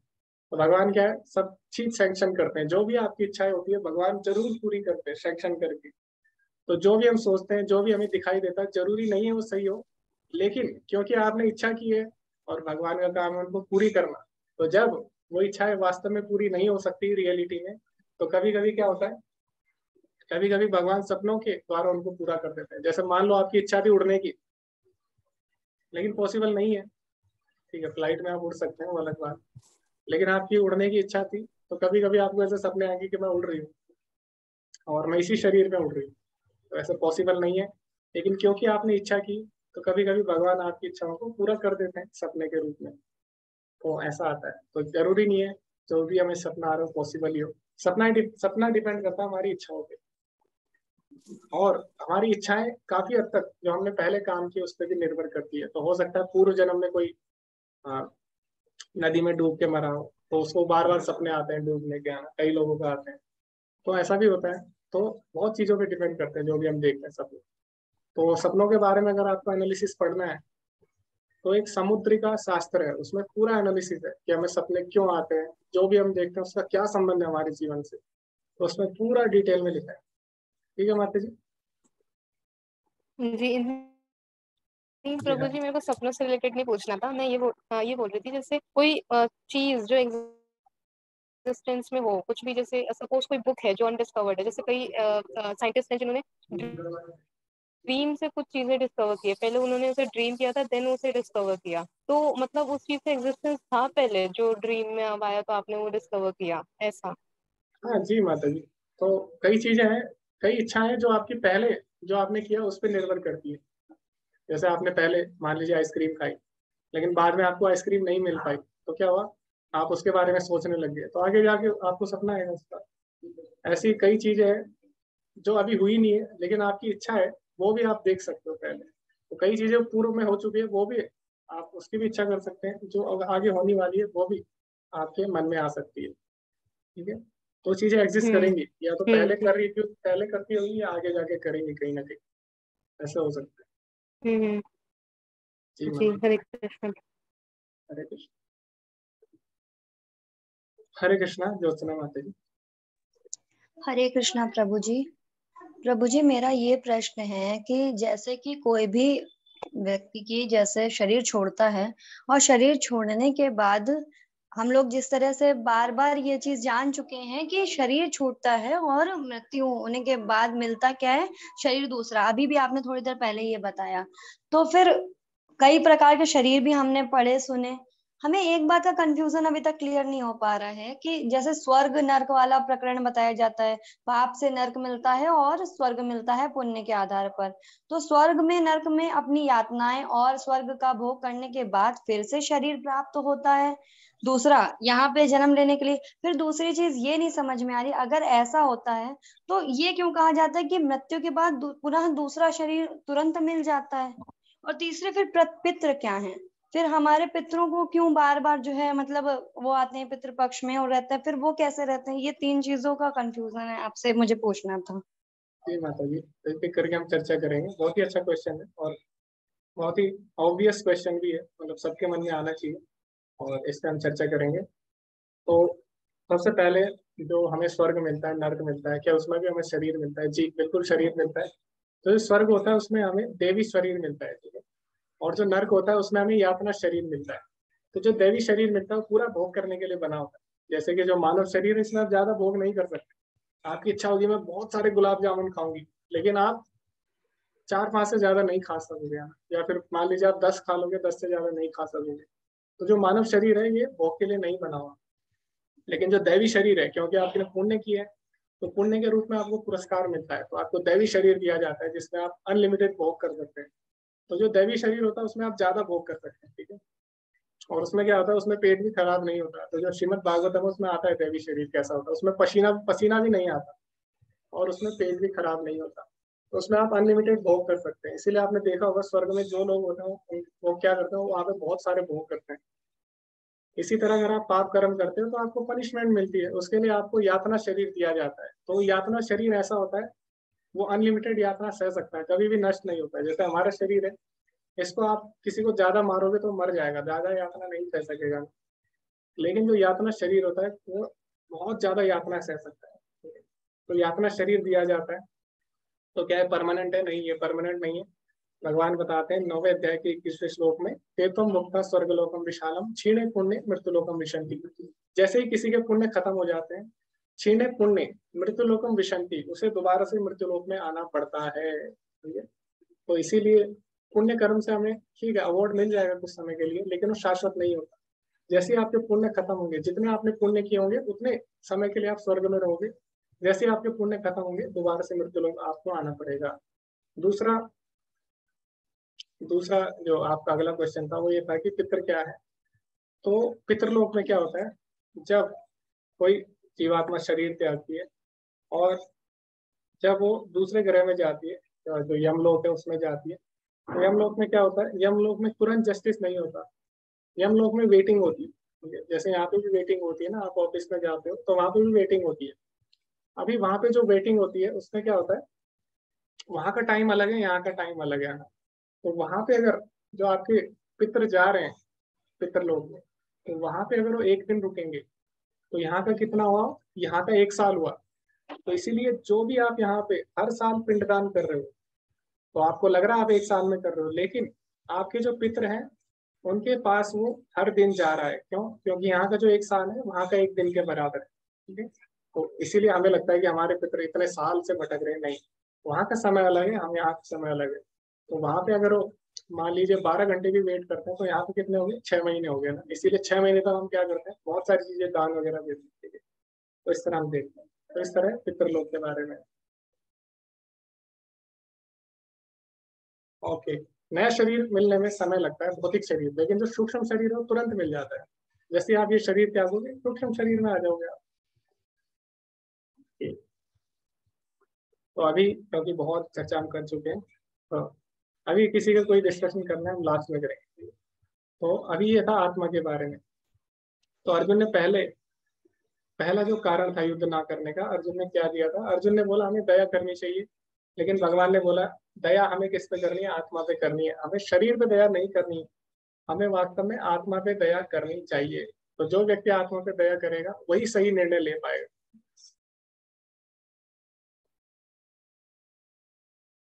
तो अभी दूसरा और तीसरा कारण अर्जुन ने क्या दिया था कि युद्ध करने में कोई भी आनंद नहीं है, और इस तरह की इस तरह की अगर हम क्रियाएं करेंगे इससे हमें पाप लगेगा। तो भगवान ने अर्जुन के इस कारण को कर्म कांड द्वारा खंडित किया। तो कर्म कांड यानी जो वेदों में कर्म कांड है उसके अनुसार क्या है, उसके अनुसार 2 तरह के स्वधर्म है। यहाँ पे कृपा जी अपने तात्पर्य में बताते हैं स्वधर्म 2 तरह के होते हैं। एक होता है दैहिक स्तर पर यानी बॉडीली प्लेटफॉर्म पे, और जो दूसरा धर्म होता है स्वधर्म, वो होता है आध्यात्मिक प्लेटफॉर्म पे यानी आध्यात्मिक स्तर पे। तो जो दैहिक स्तर पर धर्म है उसमें क्या है, उसमें हमारे क्षत्रिय धर्म है, और उसमें हमारा ब्राह्मण है, ठीक है, ब्राह्मण का धर्म है, वैश्य का धर्म है, शूद्र का धर्म है। तो ये जो धर्म है ये दैहिक स्तर पर धर्म है, लेकिन इससे ऊपर जो धर्म है वो है आध्यात्मिक स्तर पर धर्म। तो अभी भगवान यहाँ पे क्या बताते हैं, कर्म कांड के अनुसार यानी दैहिक स्तर पर जो धर्म है उसके बारे में चर्चा करते हैं। तो भगवान अर्जुन को बोलते हैं क्षत्रिय होने के नाते अपने विशिष्ट धर्म का विचार करते हुए तुम्हें जानना चाहिए कि धर्म के लिए युद्ध करने से बढ़कर तुम्हारे लिए अन्य कोई कार्य नहीं है, अतः तुम्हें संकोच करने की आवश्यकता नहीं है। तो अर्जुन क्या है, क्षत्रिय है। क्यों? अपने गुण और कर्म से है। और ये जो क्षत्रिय ब्राह्मण वैश्य शूद्र ये क्या है, दैहिक स्तर पर है। क्यों, कैसे हम समझ सकते हैं दैहिक स्तर पर है, क्योंकि मान लीजिए अगर कोई कुत्ते के शरीर में है तो किसी भी वर्ण में नहीं होगा, ना ब्राह्मण होगा, ना शूद्र होगा, ना वैश्य होगा। तो यानी जो ये हमारे वर्णाश्रम धर्म है ये क्या है, दैहिक स्तर पर है। तो अभी दैहिक स्तर पर अर्जुन का धर्म क्या है, क्षत्रिय। तो क्षत्रिय का अर्थ क्या होता है वो प्रभुपाद जी बताते 31वें श्लोक में। क्षत्रिय का अर्थ होता है क्षता इति त्रायते। क्षत मतलब होता है हानि, त्रायते मतलब रक्षा करना। तो जो हमारी हानि से रक्षा करता है उसको क्षत्रिय बोला जाता है। तो यहाँ पे भगवान अर्जुन को क्या बोल रहे हैं, तुम एक क्षत्रिय हो और तुम्हारा कार्य है क्या, दूसरों की क्षय से रक्षा करना, क्षति से रक्षा करना। क्षता इति त्रायते, उसे क्षत्रिय बोला जाता है। तो तुम्हें अपने स्वधर्म का पालन करना चाहिए। आगे भगवान बोलते तुम्हारे शत्रु अनेक प्रकार के कटु शब्दों से तुम्हारा वर्णन करेंगे और तुम्हारी सामर्थ्य का उपहास करेंगे, तुम्हारे लिए इससे दुखदाई और क्या हो सकता है। तो अर्जुन ने क्या बोला कि हमें नहीं लड़ना चाहिए। क्यों? हमें इन पर दया दिखानी चाहिए, इसमें हमें आनंद नहीं मिलेगा, इनको मारने से हमें पाप लगेगा। तो भगवान बोल रहे हैं अर्जुन को अगर तुम युद्ध नहीं करोगे तो ऐसा नहीं है कि तुम्हारे शत्रु बोलेंगे कि देखो अर्जुन कितना महान योद्धा है, उसने हम पे दया की और कितना निस्वार्थ है, ऐसा नहीं बोलेंगे। बल्कि तुम्हारे शत्रु तुम्हारा उपहास करेंगे कि देखो अर्जुन इतना महान योद्धा होते हुए भी युद्ध नहीं कर रहा है, तो यानी ये क्या है, सबसे बड़ा कायर है। तो सब चीज होते हुए भी युद्ध ना करना यानी अर्जुन सबसे बड़ा मूर्ख है। और इस तरह वो क्या करेंगे, हमेशा तुम्हारा उपहास करेंगे। और अगर तुम युद्ध नहीं करोगे वो तुम्हारा उपहास करेंगे तो क्या होगा, इससे तुम्हें बहुत ज्यादा दुख पहुंचेगा। तो तुम अगर आनंद की बात कर रहे हो, तुम बोले युद्ध ना करने से मुझे आनंद मिलेगा, ऐसा नहीं है। युद्ध ना ही करोगे तब भी तुम्हें कटु वचन मिलेंगे। तो इससे अच्छा तुम क्या करो, तुम युद्ध करो, क्योंकि ये लोग तुम्हें कटु वचन सुनाएंगे फिर। तो ऐसे भगवान बोलते हैं। और फिर आगे भगवान क्या बोलते हैं, हे कुंती पुत्र, यदि युद्ध में मारे जाओगे तो स्वर्ग प्राप्त करोगे, और यदि तुम जीत जाओगे तो पृथ्वी के साम्राज्य का भोग करोगे, अतः दृढ़ संकल्प करके खड़े हो और युद्ध करो। तो अर्जुन बोला युद्ध करने में कोई भी लाभ नहीं है। भगवान बोले ऐसा नहीं है, अगर तुम मारे जाते हो तुम्हें स्वर्ग मिलेगा, और अगर तुम हारे जाते हो या अगर तुम जीत जाते हो तो तुम्हें राज्य का भोग मिलेगा। तो दोनों तरीके से तुम्हारे सुख ही सुख है ना। तो चित भी तुम्हारी है, पट भी तुम्हारी है। तो तुम्हारा ये तर्क कि युद्ध करने में कोई भी आनंद नहीं है, ये बिल्कुल ही गलत है। तो अभी मेरा आप सभी से एक प्रश्न है। प्रश्न ये है कि अर्जुन तो भगवान का भक्त है, और हमें पता है कि भगवान का भक्त जब शरीर त्यागता है तो कहाँ जाता है? भगवान के धाम में जाता है। तो भगवान बोलते भी है, तो भगवान बोलते हैं भगवत गीता के 8वें अध्याय के 5वें श्लोक में, अंत काले च मामेव स्मरण मुक्ता कलेवरम या प्रयाति समद्भावम याति नास्ति संशया। कि जो भगवान के भक्त होते हैं वो अंत काल में भगवान का स्मरण करते हुए शरीर त्यागते हैं, और इस प्रकार वो भगवान के धाम को प्राप्त होते हैं। तो भगवान के भक्त हमेशा भगवान के धाम को प्राप्त करेंगे। भगवान बोलते हैं नास्त्यत्र संशय, यानी इसमें कोई भी संशय नहीं है। लेकिन यहाँ पे भगवान अर्जुन को बोल रहे हैं कि अगर तुम मारे जाओगे तो तुम स्वर्ग प्राप्त करोगे, जीत जाओगे तो राज्य का भोग करोगे। तो ऐसा भगवान क्यों बोल रहे हैं? अर्जुन तो भगवान का भक्त था, तो भगवान को तो उसको बोलना चाहिए कि अगर तुम मारे जाओगे तो तुम गोलोक धाम को प्राप्त करोगे। भगवान ने ऐसा नहीं बोला। भगवान ने बोला तुम मारे जाओगे तो स्वर्ग में जाओगे। तो ऐसा क्यों है? अर्जुन को भगवान क्यों स्वर्ग की बातें बोल रहे हैं? क्यों भगवान उसे गोलोक के बारे में नहीं, गोलोक नहीं ले जाना चाहते? ऐसा है क्या कि भगवान अर्जुन को गोलोक नहीं ले जाना चाहते? क्यों भगवान ने अर्जुन को बोला कि तुम मारे जाओगे तो स्वर्ग जाओगे, जबकि जो भक्त होता है भक्त तो गोलोक धाम जाता है। यद गत्वा न निवर्तन्ते तद धाम परमम मम। कोई बताना चाहेगा इसका उत्तर? हरे कृष्णा। हर्ष प्रभु जी। हरे कृष्णा प्रभु जी। सर्वप्रथम तो मतलब भगवान ने ये किया हमें समझाने के लिए कि मतलब किस तरह से ये सब मतलब चलता है, भक्ति मार्ग, कर्मकांड, योग मार्ग। तो अर्जुन तो भगवान का भक्त था ही, लेकिन अर्जुन को भी पूर्ण ज्ञान नहीं था अभी तक कि क्या कैसे होता है। और हम मरते समय अगर भगवान का स्मरण करेंगे तो हम मतलब गोलोक जाएंगे। तो एक तरह से भगवान ने ये सब हमको समझाने के लिए किया। ओके, तो हर्ष प्रभु जी ने बोला कि वास्तव में अर्जुन अभी अज्ञान में, तो इसीलिए भगवान ने उसको ज्यादा बड़ी बातें नहीं बोली। भगवान ने इसीलिए उसको उतना ही समझाया जितना वो समझ सके। ओके, हरे कृष्णा। कृष्ण। हरे कृष्ण प्रभु जी। जी प्रभु जी, भगवान ने इसीलिए अर्जुन को ऐसा बोला कि ताकि अर्जुन, क्योंकि स्वर्ग में जो है बहुत सारे भोग ऐश्वर्य होते हैं, ताकि अर्जुन उनकी तरफ आकर्षित होकर युद्ध करने के लिए तैयार हो जाए। हरे कृष्ण।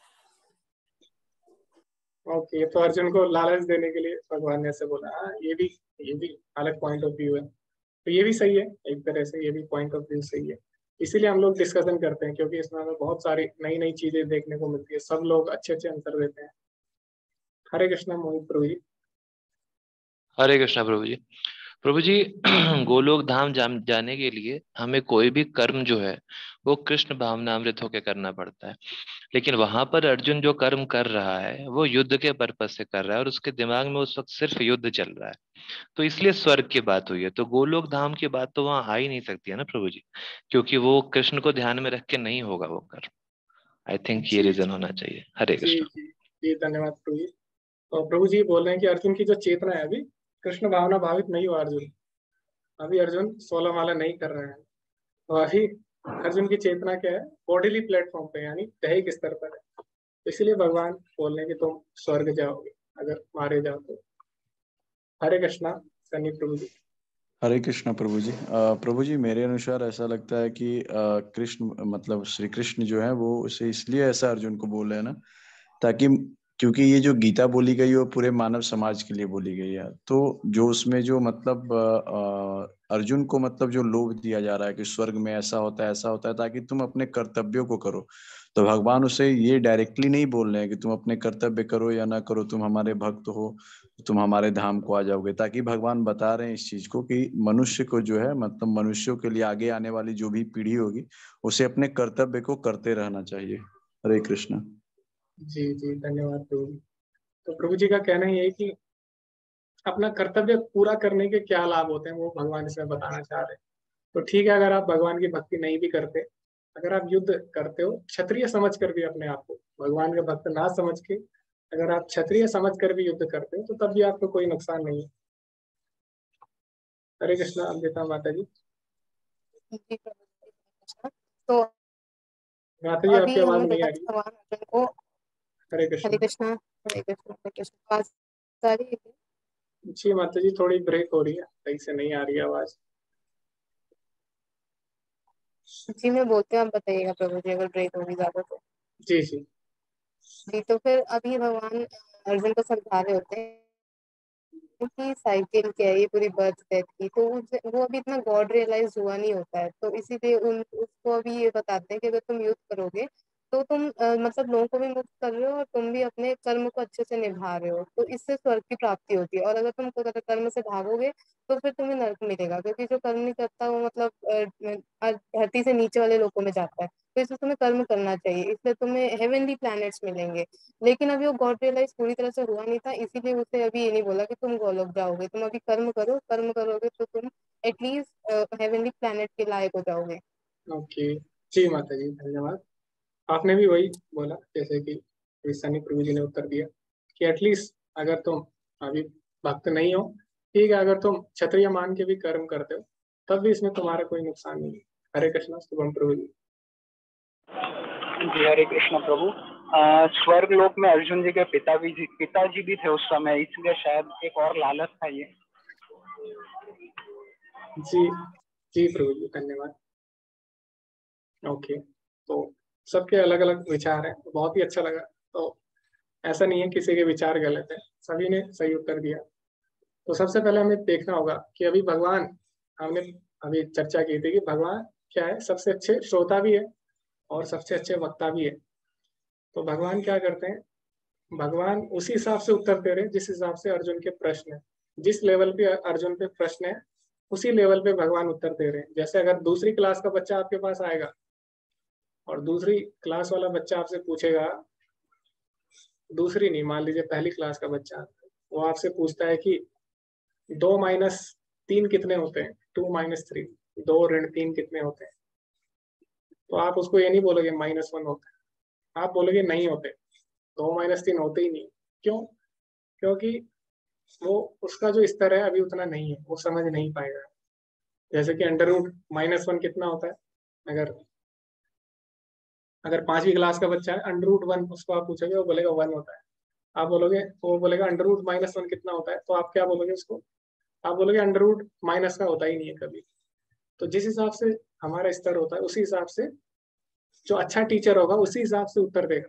तो भगवान सबसे अच्छे गुरु है, हमें पता है, वंदे कृष्णम जगत गुरु।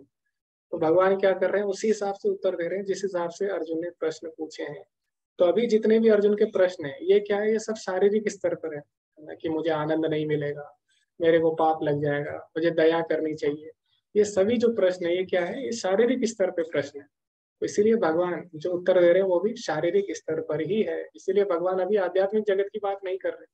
जो हमारा स्वर्ग लोक है, ब्रह्मा जी तक जितने भी लोग हैं, आप ब्रह्म भूतनाथ लोक, पुनरावर्ती अर्जुना, तो ब्रह्मा जी तक जो लोग हैं वहां पे जन्म मरण का चक्र लगा रहता है। इसीलिए चाहे स्वर्ग लोक हो, उससे ऊपर महर लोक हो, जन लोक हो, तप लोक हो, सत लोक हो, जो भी लोक है वे सारे किस में आते हैं, भौतिक जगत में आते हैं। तो अर्जुन का क्योंकि प्रश्न है भौतिक स्तर का है, इसीलिए भगवान उसका उत्तर भी कैसे दे रहे हैं, भौतिक स्तर पर दे रहे हैं। तो सभी ने बहुत ही सुंदर सुंदर उत्तर दिए और कमेंट में भी सभी ने सही उत्तर दिए। तो इतना समय नहीं है कि हम एक एक उत्तर पढ़ें और उस पर हम चर्चा करें। तो सभी का उत्तर सही था, लगभग सभी ने अच्छा उत्तर दिया। तो आगे हम बढ़ते हैं इसी के साथ। अभी जो पहला अर्जुन का कारण था युद्ध ना करने का, क्या था, करुणा। तो उसको भगवान ने कैसे काटा, ज्ञान के द्वारा, कि हम लोग वास्तव में क्या आत्मा है, तो हमें आत्मा पे दया करनी है। और दूसरा और तीसरा कारण था अर्जुन का आनंद और पापी प्रतिक्रिया, यानी हमें पाप लगेगा, भगवान ने उसका खंडन किया कर्म कांड द्वारा। तो आप देख रहे हैं भगवान हर तरीके से अर्जुन के सारे जितने भी तर्क हैं सबका खंडन कर रहे हैं। जिस हिसाब से उसके तर्क हैं उसी हिसाब से भगवान खंडन भी कर रहे हैं। जैसे चेस होता है ना, शतरंज में क्या होता है, हर तरह से हम घेर लेते हैं ना, तो इसी प्रकार भगवान अर्जुन को हर तरह से घेरना चाहते हैं, हर तरह से भगवान उसको युद्ध में लगाना चाहते हैं। तो यही यहाँ पे प्रभुपाद जी भी बोल रहे हैं, both ways you have to fight, दोनों तरीके से तुम्हें लड़ना ही पड़ेगा। चाहे तुम अपने आप को शरीर मानो तो शारीरिक स्तर पर तुम क्या हो, क्षत्रिय हो, तब भी तुम्हें लड़ना है। चाहे तुम अपने आप को भक्त मानो आध्यात्मिक स्तर पर, तब भी तुमको लड़ना है। क्यों? क्योंकि भक्त का कार्य है भगवान की आज्ञा का पालन करना, है ना। धर्मम तो साक्षात भगवत प्रणीतम, धर्म क्या है? भगवान की आज्ञा का पालन करना।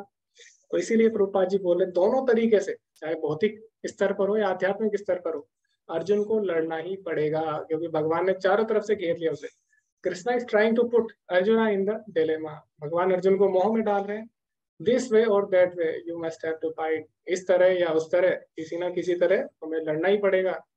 अगर तुम सोचते हो कि मैं शरीर हूँ, मैं क्षत्रिय हूँ, मैं ब्राह्मण हूँ, मैं वैश्य हूँ, शूद्र हूँ, ठीक है, तुम क्षत्रिय हो, तो तब भी तुम्हें लड़ना ही पड़ेगा, क्योंकि क्षत्रिय का काम ही है लड़ना। क्षता इति त्रयते, अगर तुम समझते हो कि तुम इससे ऊपर उठ चुके हो, तुम क्षत्रिय या फिर जो भी हमारे शरीर का धर्म है उससे ऊपर उठ चुके हो, तो फिर भी तुम्हें लड़ना ही होगा। तो यानी तुम्हें लड़ना ही होगा किसी न किसी तरह से। तो आप देख रहे हैं भगवान ने किस तरह अर्जुन को चारों तरफ से घेर लिया। अभी भगवान क्या करते हैं, धीरे धीरे अर्जुन को कर्म कांड से ऊपर भक्ति कांड की तरफ लाते हैं। जैसे एक बच्चा होता है पहली क्लास का, उसको आप डायरेक्ट 12वीं क्लास में नहीं रख सकते। उसे आप पहली क्लास में बताओगे ठीक है 1 - 3 नहीं होता, फिर धीरे धीरे आप उसे पढ़ाओगे लिखाओगे, फिर आप उसे समझाओगे कि 1 - 3 कितना होता है, -2 होता है। तो इसी प्रकार भगवान ने डायरेक्ट भक्ति की चर्चा नहीं की। भगवान ने पहले क्या किया, भगवान ने पहले कर्म कांड समझाया अर्जुन को, उसके बाद भगवान क्या बोलते हैं, धीरे धीरे अर्जुन को कर्म कांड से ऊपर लाते हैं। तो भगवान क्या बोलते हैं, अल्पज्ञानी मनुष्य वेदों के उन अलंकृत शब्दों के प्रति अत्यधिक आसक्त रहते हैं जो स्वर्ग की प्राप्ति, अच्छे जन्म, शक्ति इत्यादि के लिए विविध सकाम कर्म करने की संस्तुति करते हैं। इंद्रिय तृप्ति तथा ऐश्वर्यमय जीवन की अभिलाषा के कारण वे कहते हैं कि इससे बढ़कर और कुछ भी नहीं है। तो वेद जो है उसमें 3 तरीके का ज्ञान है। तो 3 तरीके का ज्ञान कौन सा वेद में? सबसे पहले कर्म कांड। कर्म कांड मतलब इस देवता को खुश करो, इस देवता को खुश करो, इससे ये मिलेगा, उससे वो मिलेगा, इससे ये शक्ति मिलेगी, उससे वो शक्ति मिलेगी। जैसे इंद्र से वर्षा मिलेगी, सूर्य से हमें क्या होगा, सूर्य देव से हमें जितनी भी बीमारियां हैं वो नष्ट हो जाएगी, इससे हमें वो मिलेगा। और ये वाला यज्ञ करने से हमें स्वर्ग की प्राप्ति होगी, ये वाला यज्ञ करने से हमें ये लाभ होगा, ऐसा जन्म मिलेगा। तो ये सब क्या है, ये सब कर्म कांड का भाग है। तो वेदों में कर्म कांड भी है, वेदों में ज्ञान कांड भी है। ज्ञान कांड मतलब हम लोग शरीर नहीं है, हम आत्मा है, अहम ब्रह्मास्मि, मतलब मैं शरीर नहीं हूँ, मैं आत्मा है, ये हो गया ज्ञान कांड। उसके बाद उपासना भी है, उपासना कांड है। तो 3 तरीके के कर्म वेदों में बताए गए हैं। उपासना कांड यानी कैसे भगवान की शरणागति करनी। लेकिन कई लोग क्या है, कई लोग वेदों को केवल कर्म कांड मान लेते हैं। वो मानते हैं कि वेदों का उद्देश्य क्या है, वेदों का उद्देश्य है कि देवताओं को प्रसन्न करके अच्छे जीवन की याचना करना, उनसे भोग की वस्तु प्राप्त करना, स्वर्ग प्राप्त करना, ऐसा भोग मांगना, ऐसा जन्म प्राप्त करना। तो अधिकतर लोग वेदों के इन शब्दों से बहुत ही ज्यादा अट्रैक्ट हो जाते हैं। तो इसीलिए भगवान कह रहे हैं जो अल्पज्ञानी मनुष्य है, जो मूर्ख लोग हैं, वेदों में दिए गए कर्मकांड से अधिक आकर्षित हो जाते हैं। हालांकि वेदों में 3 चीजें दी है, लेकिन जो मूर्ख लोग होंगे वो केवल कर्मकांड ही करते हैं, वो ज्ञान कांड उपासना कांड पे ध्यान नहीं देते। तो धीरे धीरे भगवान क्या कर रहे हैं, कर्म कांड से आगे ऊपर की ओर उठा रहे हैं। अब भगवान आगे क्या बोलते हैं, त्रैगुण्या विषया वेदान त्रैगुण्यो भवार्जुना निर्द्वंद्वो मित्तसत्त्वस्तो निर्योग क्षेम आत्मवान। वेदों में मुख्यतया प्रकृति के 3 गुणों का वर्णन हुआ है। हे अर्जुन, इन 3 गुणों से ऊपर उठो और समस्त द्वैतों और लाभ तथा सुरक्षा की सारी चिंताओं से मुक्त होकर आत्मपरायण बनो। तो भगवान बोले वेदों में मुख्यतः कर्म कांड की बात हुई है, लेकिन तुम कर्म कांड से ऊपर उठो। तो अर्जुन ने क्या बोला था, अर्जुन ने बोला था कि अर्जुन ने एक और कारण दिया था युद्ध ना करने का, चौथा कारण। वो क्या था कि मेरे जो पितर हैं उनका क्या होगा, मेरे परिवार की सारी परंपराएं नष्ट हो जाएगी। तो मैं अगर कर्म कांड नहीं करूंगा, यानी अगर मैं पितर को श्राद्ध नहीं दूंगा, तो इससे मेरे पितर दुखी हो जाएंगे। अगर मेरा परिवार नष्ट हो जाएगा तो मेरे परिवार के लोग नष्ट हो जाएंगे, तो परिवार की परंपरा नष्ट हो जाएगी, जिससे समाज में पाप फैल जाएगा। तो भगवान बता रहे वास्तव में कर्म कांड का उद्देश्य क्या है। तुम बोल रहे हो कि अगर मेरे पितरों को कोई दान नहीं करेगा, पिंडदान, तो दुखी हो जाएंगे, लेकिन अगर कोई भगवान के लिए कार्य करता है तो सब अपने आप प्रसन्न हो जाते हैं। अगर कोई भगवान को प्रसन्न कर लेता है, सब अपने आप प्रसन्न हो जाते हैं। तो तुम्हें अपने पितरों को, अपने परिवार को या समाज को प्रसन्न करने की आवश्यकता नहीं है। अगर तुम भगवान की बात मान लेते हो, अगर तुम कृष्ण की बात मान लेते हो, सारे अपने आप तृप्त हो जाते हैं। क्यों? क्योंकि कृष्ण सबकी जड़ है। अगर हम जड़ में पानी डालते हैं तो सारे अंगों को अपने आप पानी मिल जाता है। अगर हम पेट में भोजन डालते हैं तो सारे अंग अपने आप तृप्त हो जाते हैं। इसी प्रकार कृष्ण जड़ है। अगर हम कृष्ण को तृप्त कर लेते हैं तो सारे ऋण अपने आप चुकता हो जाते हैं। तो हमारे ऊपर बहुत सारे ऋण होते हैं, 6-7 तरीके के ऋण लगभग श्रीमद् भागवतम में बताए गए। तो अगर कोई भगवान की शरणागति ग्रहण कर लेता है तो श्रीमद् भागवतम में बोला गया कि चाहे कोई भी ऋण हो, 6 तरह के ऋण बताए गए। देव ऋण यानी देवताओं का ऋण, पितृ ऋण यानी हमारे पितरों का ऋण, प्रकृति यानी जो हमें प्रकृति से मिल रहा है जो चीजें, उसका ऋण, मित्र, परिवार, जो भी ऋण है सारे ऋण पूरे हो जाते हैं। तो इसीलिए अगर तुम भगवान को प्रसन्न कर लेते हो तो तुम्हें अपने पितरों की चिंता करने की आवश्यकता नहीं है। क्योंकि श्राद्ध में हम लोग क्या करते हैं? श्राद्ध में जब हम अपने पितरों को भोजन कैसे देते हैं? सबसे पहले हम भगवान को अर्पित करते हैं। जब भगवान उसको ग्रहण कर लेते हैं तो हमारे पितर भी अपने आप संतुष्ट हो जाते हैं। तो श्राद्ध में भी हम लोग क्या करें? श्राद्ध में भी हम लोग भगवान को प्रसन्न कर रहे हैं, तभी पितर प्रसन्न हो रहे हैं। तो अगर आप भगवान को प्रसन्न कर लोगे तो आपको पितरों को प्रसन्न करने की चिंता की आवश्यकता नहीं है। तो इसीलिए भगवान क्या कर रहे हैं? धीरे धीरे अर्जुन को ऊपर ला रहे हैं। और हमें जानना होगा कि वेदों का वास्तविक उद्देश्य क्या है? भगवान की भक्ति करना, भगवान की सेवा करना। वेदेश्च सर्वे हमें वेद, भगवान बोलते भी है भगवद गीता के 15वें अध्याय के 15वें श्लोक में। सारे वेदों का तात्पर्य है भगवान की भक्ति करना, भगवान को जानना। तो अगर सारे वेद पढ़ के वो ये निष्कर्ष निकाल ले कि वेदों का उद्देश्य है कर्म कांड करना, तो मूर्ख है। वेदों का उद्देश्य है भगवान की भक्ति करना। तो वेदों का उद्देश्य कर्म कांड नहीं है। वेदों का उद्देश्य क्या है? भगवान की शरणागति। तो इसीलिए तुम क्या करो? मेरे लिए युद्ध करो। तो इस प्रकार भगवान ने अर्जुन के चौथे कारण का भी खंडन कर दिया। तो अभी हम ग्रुप डिस्कशन करेंगे। अभी समय कितना हो? 9:06 हो रहे हैं। तो लगभग 10 मिनट हम चर्चा करेंगे इस विषय पे। तो आपको क्या करना है? 45वां और 46वां श्लोक पढ़ना है जो कि कर्म कांड के ऊपर है। और इसमें भगवान बोल रहे हैं अर्जुन को कि तुम क्या करो? धीरे धीरे कर्म कांड से ऊपर उठो। तो आपको आपस में चर्चा करनी है कि कर्म कांड का हमारे जीवन में क्या महत्व है। हमारी जो भक्तिमय जीवन है यानी कृष्णा कॉन्शियस लाइफ है, उसमें कर्म कांड का क्या महत्व है और जो कर्म कांड है उसे हम किस तरह भक्ति से जोड़ सकते हैं। ठीक है, ये भी आपको बताना है। तो इस पे आपको चर्चा करनी है। तो प्रश्न आपके सिंपल है, हमको क्या करना है? कर्म कांड को किस तरह हम अपने भक्तिमय जीवन में जोड़ सकते हैं या कर्म कांड क्यों आवश्यक है, उसके ऊपर आपको चर्चा करनी है। तो अभी कितने लोग हैं? अभी 23 लोग हैं। ठीक, 4 ग्रुप हम बना सकते हैं लगभग। तो अभी समय हो गया है 9:08। 9:20 पर उससे पहले आपको समाप्त करनी होगी अच्छे से।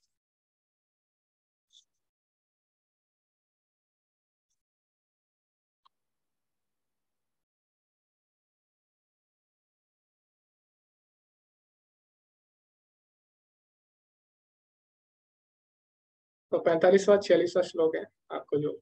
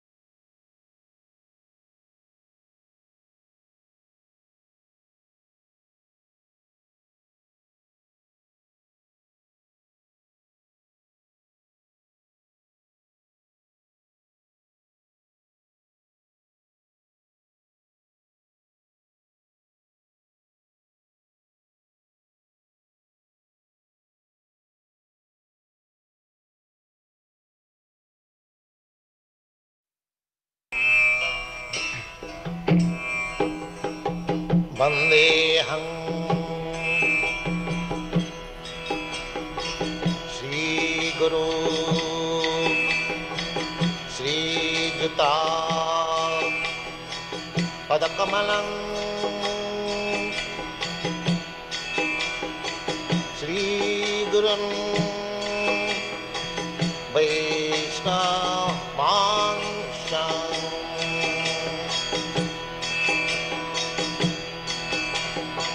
श्रीरूपं चाक्रजातं सहगना रघुनाथान्वितं त्वं सजीवम्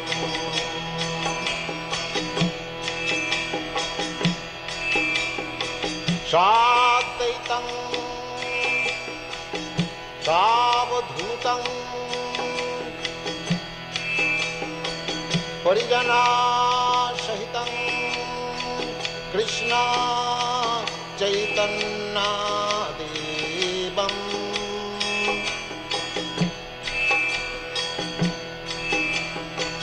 श्रीराधा कृष्णपदान् सागन ललिता श्रीविशाखान्वितांश्च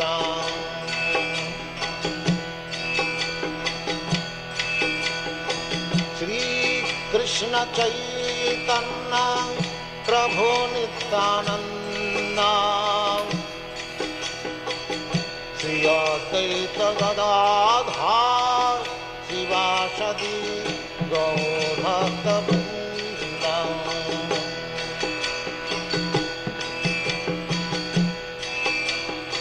श्रीकृष्ण चैतन्य प्रभु नित्यानन्द श्री अद्वैत गदाधर शिवासदि गौरभक्तवृन्द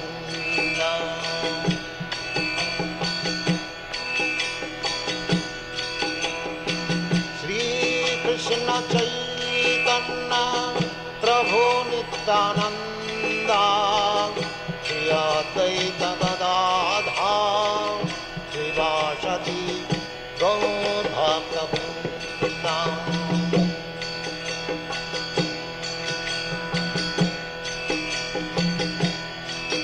हरे कृष्ण कृष्ण कृष्ण हरे हरे हरे राम राम राम हरे हरे हरे कृष्ण कृष्ण कृष्ण हरे हरे हरे राम राम राम हरे हरे हरे कृष्ण कृष्ण कृष्ण हरे हरे हरे राम राम राम हरे हरे हरे कृष्ण कृष्ण कृष्ण हरे हरे हरे राम राम राम हरे हरे हरे कृष्ण कृष्ण कृष्ण हरे हरे हरे राम राम राम हरे हरे हरे कृष्ण कृष्ण कृष्ण हरे हरे हरे राम राम राम हरे हरे हरे कृष्ण कृष्ण कृष्ण हरे हरे हरे राम राम राम हरे हरे हरे कृष्ण कृष्ण कृष्ण हरे हरे हरे राम राम राम हरे हरे हरे कृष्ण कृष्ण कृष्ण हरे हरे हरे राम राम राम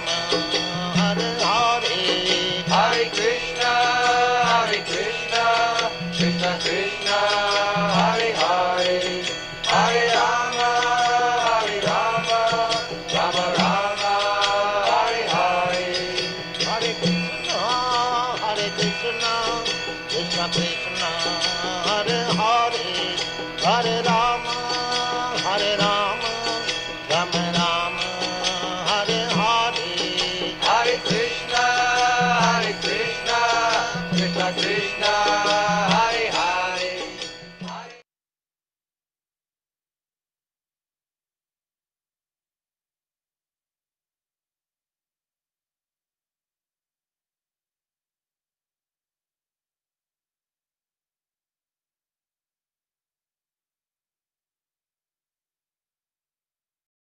हरे कृष्णा। ओके, तो आप हैंड रेज कर सकते हैं सभी ग्रुप के जो प्रतिनिधि है, रिप्रेजेंटेटिव है, वो हैंड रेज कर सकते हैं। हरे कृष्णा अमृता माता जी। हरे कृष्णा प्रभु जी। तो हमने डिस्कस किया, आवाज आ रही है ना प्रभु जी मेरी? जी माता जी। ठीक है, तो हमने डिस्कस किया 45 और 46 श्लोक। तो हम लोगों ने समझा कि जो हमारा मटेरियल नेचर है वो 3 तरह का है, सतोगुण, रजोगुण, तमोगुण। और इन तीनों में रहने वाले लोगों की अलग अलग टेंडेंसी है, मतलब अलग अलग इंक्लिनेशन है भगवान की तरफ। मतलब सतोगुण के लोगों का इंक्लिनेशन थोड़ा ज्यादा है, तमोगुण का बिल्कुल नहीं है, रजोगुण का मटीरियल ही है। तो हर किसी की टेंडेंसी और इंक्लिनेशन के हिसाब से इंस्ट्रक्शंस गिवन है वेदों में। तो इसका पर्पस क्या है, क्यों वेदों में कर्मकांड गिवन है, तो ये क्वेश्चन था। तो उसका आंसर ये है कि अगर शास्त्रों में वर्ल्डली माइंडेड पीपल जो है, जिनको सिर्फ भौतिकता में आगे सक्सेस लेनी है, तो उनके लिए ना हो रिचुअल्स, तो वो और नीचे गिर जाएंगे, मतलब वो किसी को समझेंगे ही नहीं। तो वो हमारा वेदों का उद्देश्य क्या है कि आप तमोगुण से रजो में आए, रजो से सतो में आए। तो अगर वो लोग जो रजोगुण वाले लोग भी हैं इवन, तो वो भगवान से अगर इच्छा ना करें, भगवान के पास ही ना जाए, उनसे कोई संबंध स्थापित ना करें, भले मटीरियल हो, बट अगर वो ना करें तो वो तमोगुण में फॉल कर सकते हैं, एरोगेंस के मोड में आ सकते हैं, इग्नोरेंस के मोड में आ सकते हैं। तो दैट्स वाई शास्त्रों का रिचुअल्स या रेगुलेशंस का होना भी जरूरी है उन लोगों के लिए जो वर्ल्डली माइंडेड है। तो शास्त्रों में दोनों तरीके का ज्ञान है, दोनों तरीके का नॉलेज है। एक है रिचुअलिस्टिक ज्ञान है, जो कि जो ये रूल्स एंड रेगुलेशन से भरा हुआ है, और दूसरा है जो स्पिरिचुअल नॉलेज है, डिवाइन नॉलेज है। ये उन लोगों के लिए जो कि भगवत प्राप्ति करना चाहते हैं, या जो इन सब नॉलेज से ऊपर उठना चाहते हैं, जो मटीरियलिस्टिक नॉलेज है उससे। तो अर्जुन को श्री कृष्ण यही सजेस्ट करते हैं कि अब तो मैंने बता दिया कि मटेरियल नेचर क्या है, ये सारी चीजें मैंने बताई तुमको, आत्मा और सबका ज्ञान। तो अब तुम इससे ऊपर उठो, आप रूल्स एंड रेगुलेशन से या सेरेमोनीज है, जो चीजें फॉलो करनी है, उन सबसे ऊपर उठिए, रिवॉर्ड से ऊपर उठिए, और आप डिवाइन सेक्शन पे ज्यादा फोकस करिए। जो वेद है उसके डिवाइन सेक्शन में आप देखिए कि आप कैसे शेल्टर ले सकते हैं सुप्रीम सोल के, कैसे आप भगवान में मन स्थापित करके अपना काम कर सकते हैं, आप उस पर फोकस करिए, डिवाइन नॉलेज पे। तो वेदों में ऐसे तो बहुत सारे मंत्र हैं, बहुत सारी रिचुअल बातें हैं, बहुत सारे प्रैक्टिसेस हैं, प्रेयर्स हैं, बट ये उन लोगों के लिए जो मटीरियली आगे होना चाहते हैं, या यूं कहें उन लोगों के लिए भी है जो भगवान की तरफ पहला स्टेप लेना चाहते हैं। तो इसलिए ये नेसेसरी है, और हमारा अल्टीमेट गोल क्या है, भगवान से यूनाइट होना। बिकॉज सोल का नेचर क्या है, to establish a relationship with God. हमारा शाश्वत संबंध होना नेसेसरी है, किससे? इटर्नल सोल से, जो कि श्री कृष्ण है, जिनसे हम आए हैं। तो ये हमें समझना जरूरी है। तो जो लोग ये चीज को समझते हैं कि वेदों का जो मेन सार है वो ये है कि आप डिटैच हुए धीरे धीरे वर्ल्डली प्लेजर से, और अपना अटैचमेंट बनाएं कृष्ण से या गॉड से, सुप्रीम सोल से, तो वही अल्टीमेटली वेदों के सार को समझ पाते हैं। और श्री कृष्ण भी भागवतम में बताते हैं कि अगर आपको मतलब जो भी वेदों के कर्म कांड हैं, अगर आप उसे ठुकराते हैं और आप मेरी फुल ऑन मतलब अपनी ये देखते हैं कि कैसे भक्ति में आप एनहेंस कर सकते हैं, और आप उस पर फोकस करते हैं, तो मैं आपको एज अ हाईएस्ट डिवोटी मानता हूँ। मतलब वैसे तो सब डियर है मेरे को, बहुत प्रिय है, बट स्टिल जो हाईएस्ट डिवोटी है वो हैं जो कर्म कांडों को हटा करके और सब चीजों को, दुख सुख को एक साथ समझ करके कि सब एक जैसे है, और सिर्फ भगवान की भक्ति में मन लगाते हैं। तो that is real devotee of mind. ऐसा। हरे कृष्णा प्रभु जी। जी माता जी, बहुत ही सही तरीके से आपने अपनी बात रखी, बहुत ही सही समय में सही, बिल्कुल ज्यादा समय आपने नहीं लिया, और बिल्कुल पॉइंट टू पॉइंट आपने बात रखी। तो आप सभी को ये बात ध्यान देनी है, आपको पॉइंट टू पॉइंट अपनी बात रखनी है, एक ही बात को बार बार नहीं बोलना, ताकि दूसरों को भी समय मिल सके, जैसे माता जी ने रखी। और बहुत ही सटीक तरीके से इन्होंने अपने सारे पॉइंट्स रखे कि जो श्रद्धा होती है हमारे गुणों के आधार पर होती है। तो अभी जो भगवत गीता का 14वां चैप्टर, भगवत गीता का जो 17वां चैप्टर है, उसका नाम क्या है? श्रद्धा त्रय विभाग योग, यानी श्रद्धा के 3 विभाग। तो उसमें भगवान बोलते हैं त्रिविधा भवती श्रद्धा, तो जो हमारी श्रद्धा होती है वो भी 3 गुणों के आधार पर होती है, ऐसा 17वें अध्याय में भगवान बोलते हैं। तो अभी क्या है, सब हर कोई अलग अलग गुणों में, तो हर कोई डायरेक्ट भगवान के बारे में नहीं सुन सकता, या हर कोई इस योग्य नहीं है कि डायरेक्ट भगवान के बारे में समझ सके।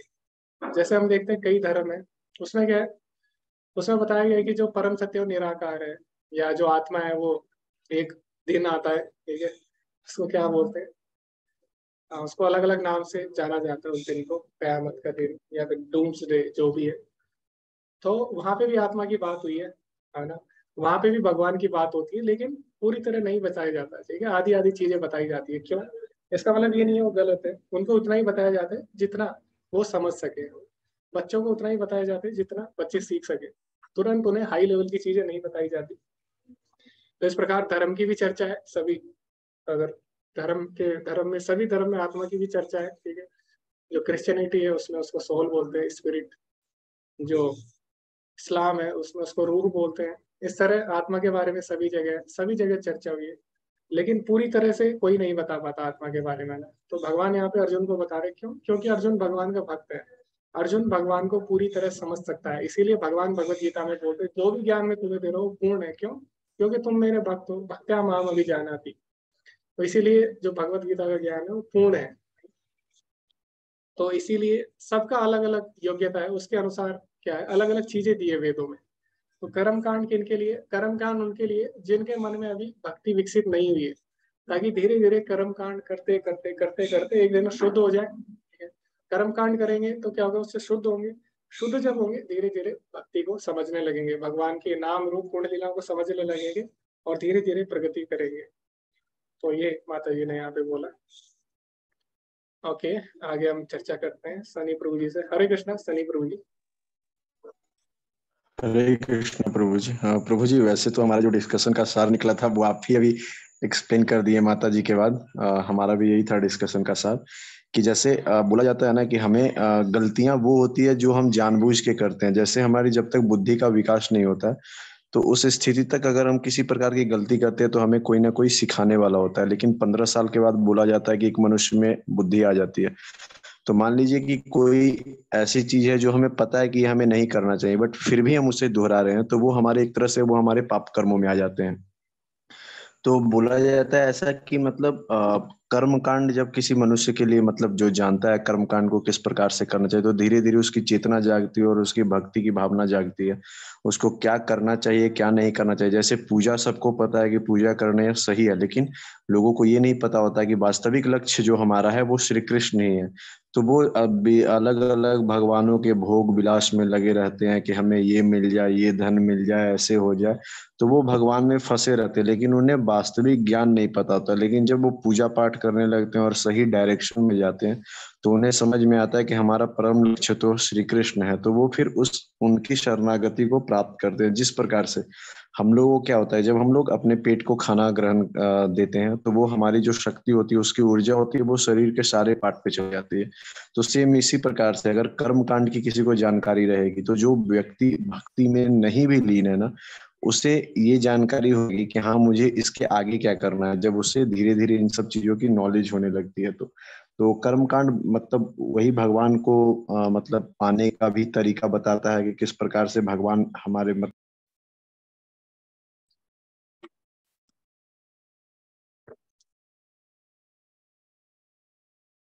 ओके, तो सनी प्रभु जी डिस्कनेक्ट हो गए, दोबारा उन्होंने ज्वाइन कर लिया है।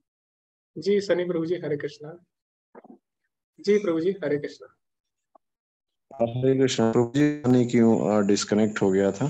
जी जी प्रभु जी। तो उसी में था कि मतलब भगवान को हमें लगाने की तरीका इसमें होती है। मन उससे हमारा जो है शुद्ध हो जाता है, चेतना हमारी शुद्ध हो जाती है, और फिर हम भगवत मार्ग पर, भगवान के मार्ग पर अपना चलना स्टार्ट कर देते हैं। इसलिए हमारे मतलब जीवन में जो है, जो पूर्ण भक्ति नहीं कर सकता है, उसके लिए भी कर्म कांड जरूरी है। अगर एटलीस्ट वो कर्म कांड करता है, तो वो धीरे धीरे भक्ति में निरंतर प्रयासरत होकर वो भक्ति में आ जाता है। हरे कृष्ण। जी धन्यवाद प्रभु जी, बहुत ही सही तरीके से आपने सभी बिंदुओं को रखा। तो प्रभु जी ने बोला हो सकता है शुरू में हम गलती करें, लेकिन इसका मतलब ये नहीं है कि हम अगर शुरू में गलती कर रहे हैं तो हमें वो काम बंद ही कर देना चाहिए। तो कर्म कांड वेदों में दिया है, इसका मतलब ये नहीं है कि कर्म कांड गलत है। कर्म कांड सही है, लेकिन प्रारंभिक अवस्था में वो सही है, जब तक कि हमें भगवान के बारे में पता नहीं है। अगर किसी को पता लग गया कि लिफ्ट है, तो कौन होगा जो सीढ़ी से जाना चाहेगा? अगर किसी को पता लग गया कि लिफ्ट भी कोई चीज होती है, तो सीढ़ी से नहीं जाएगा। इसी प्रकार सीढ़ी पे चलना सही है तब तक जब तक किसी को लिफ्ट के बारे में नहीं पता। उसी प्रकार कर्म कांड भी सही है तब तक जब तक किसी को भक्ति के बारे में नहीं पता, जब तक किसी को भगवान के बारे में नहीं पता, जीवन का उद्देश्य नहीं पता, तब तक कर्म कांड सही है। जैसे बच्चा होता है छोटा, छोटा बच्चा जब शुरू में लिखता है, कैसे लिखता हो? टेढ़ी मेढ़ी लाइन खींचता है, पता ही नहीं लगता इसने लिखा क्या है। लेकिन इसका मतलब ये नहीं है कि बच्चा गलत है। ठीक है, अभी वो गलत लिख रहा है, लेकिन धीरे धीरे क्या करेगा, लिखते लिखते लिखते एक दिन सही लिखेगा। इसी प्रकार कोई व्यक्ति कर्म कांड कर रहा है, इसका मतलब ये नहीं है कर्म कांड गलत है। कर्म कांड प्रारंभिक स्तर पर सही है, धीरे धीरे कर्म कांड करेगा तो इससे क्या होगा, अर्पण की भावना आएगी। क्योंकि कर्म कांड में हम क्या करते हैं, हर चीज हम देवी देवताओं को अर्पित करते हुए करते हैं। तो जब अर्पण की भावना मन में आएगी तो धीरे धीरे उसे पता लगेगा कि वास्तव में अर्पण मुझे कहाँ करना है ना। भगवान बोले भोक्ताराम यज्ञ तपसाम सर्वलोक महेश्वरम, सारे यज्ञ तपस्याओं का परम भोक्ता मैं ही हूँ।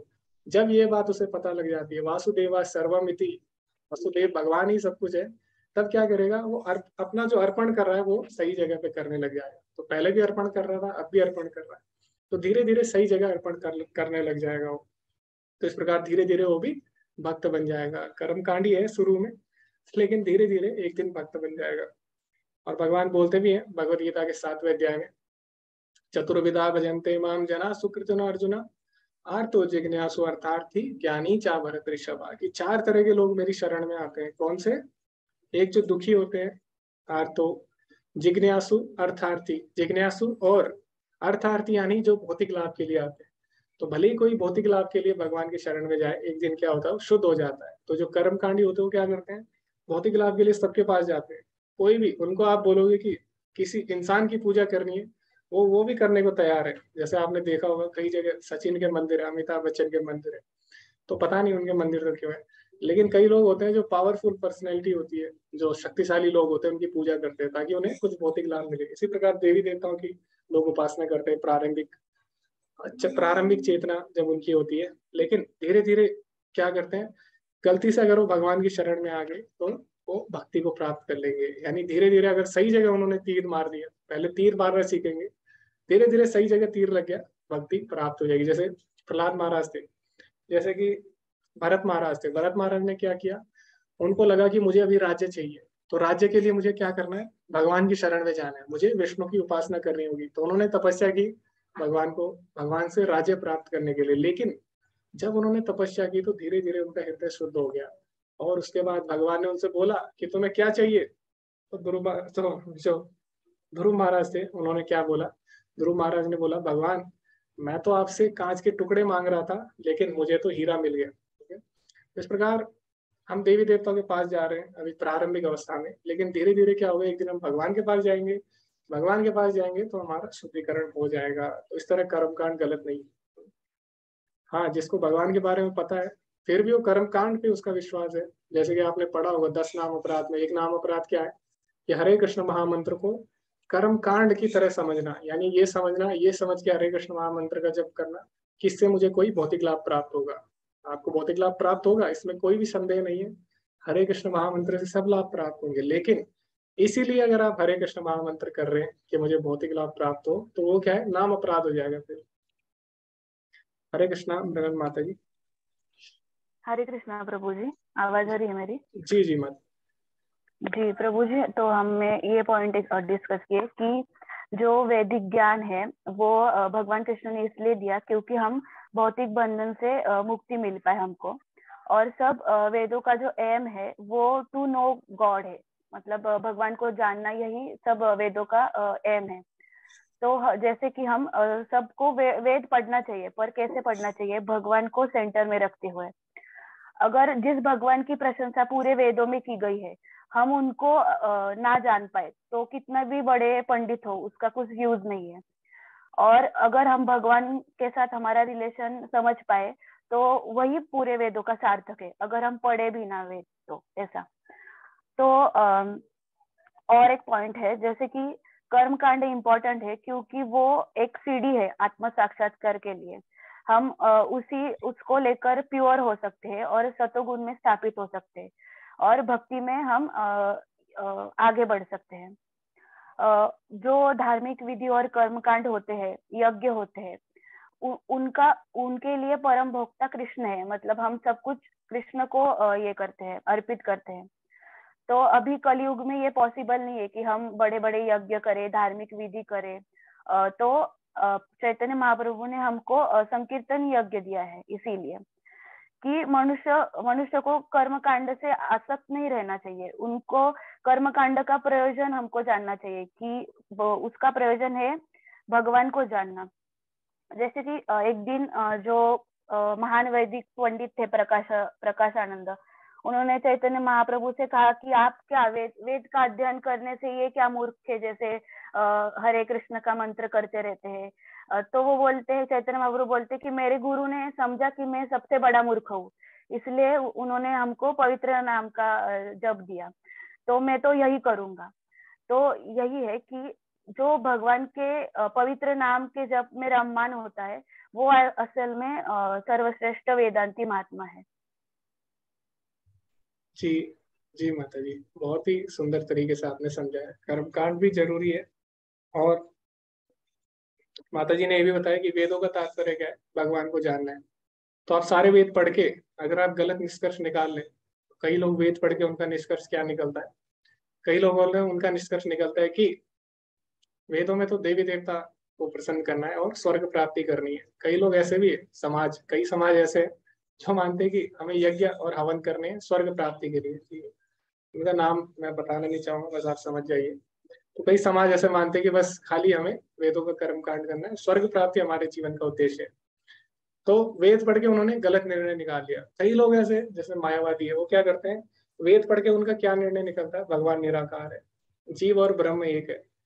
तो वो भी क्या किया, वेद तो पढ़े लेकिन गलत निर्णय निकाल दिया। तो इस प्रकार आपने सारे वेद पढ़ लिए, लेकिन अगर आप भगवान को नहीं जान सके, ये नहीं जान सके कि जीवन का उद्देश्य भगवान की शरणागति है, वेदेश सर्वेर अहमेव वेद्यो, भगवान बोल रहे भगवत गीता में, वेदों का उद्देश्य है मुझे समझना, मेरी शरणागति, सर्वधर्मान परित्यज्य मामेकम शरणम व्रज। भगवान ने साफ साफ वेदों का कंक्लूजन हमें दे दिया, निर्णय क्या है। लेकिन कई लोग अगर वेद पढ़ रहे हैं, उनका निर्णय अगर ये नहीं है, तो क्या है, उनकी तुलना कैसे की गई है, गधे से की गई है। जैसे गधा होता है, गधे के पीठ पर आप चाहे चंदन की लकड़ी रखो, चाहे आप गधे के पीठ पर ईंट पत्थर रखो या कोई भी लकड़ी रखो, गधे को बोझ ही लगेगा, गधे को उसकी कीमत ही नहीं पता। इसी प्रकार किसी ने वेद पढ़ लिए, उसके पास सारा वेदों का ज्ञान है, लेकिन उसका वेदों का निर्णय गलत है, वेदों का निर्णय भगवान की शरणागति नहीं है, तो ज्ञान कैसा है, जैसे गधे के पीठ पर चंदन की लकड़ी, तो वैसी हो। ओके, तो ये माता जी ने कुछ पॉइंट रखे। और दूसरा ये बोला कि जो बुद्धिमान मनुष्य होंगे वो कलयुग में क्या करेंगे, वो यज्ञ संकीर्तन, जो संकीर्तन यज्ञ है वो करेंगे। जैसे कि श्रीमद् भागवतम में भी आया है, यज्ञ संकीर्तन प्रायर यजंती ही सुमेध सा। ये जो बुद्धिमान मनुष्य होंगे वो क्या करेंगे, कलयुग में हरे कृष्ण महामंत्र का यानी संकीर्तन यज्ञ का वो प्रचार करेंगे, संकीर्तन यज्ञ करेंगे। हरे कृष्णा ज्योत्सना माता जी। हरे कृष्णा प्रभु जी। जी बोल रही हूँ प्रभु जी।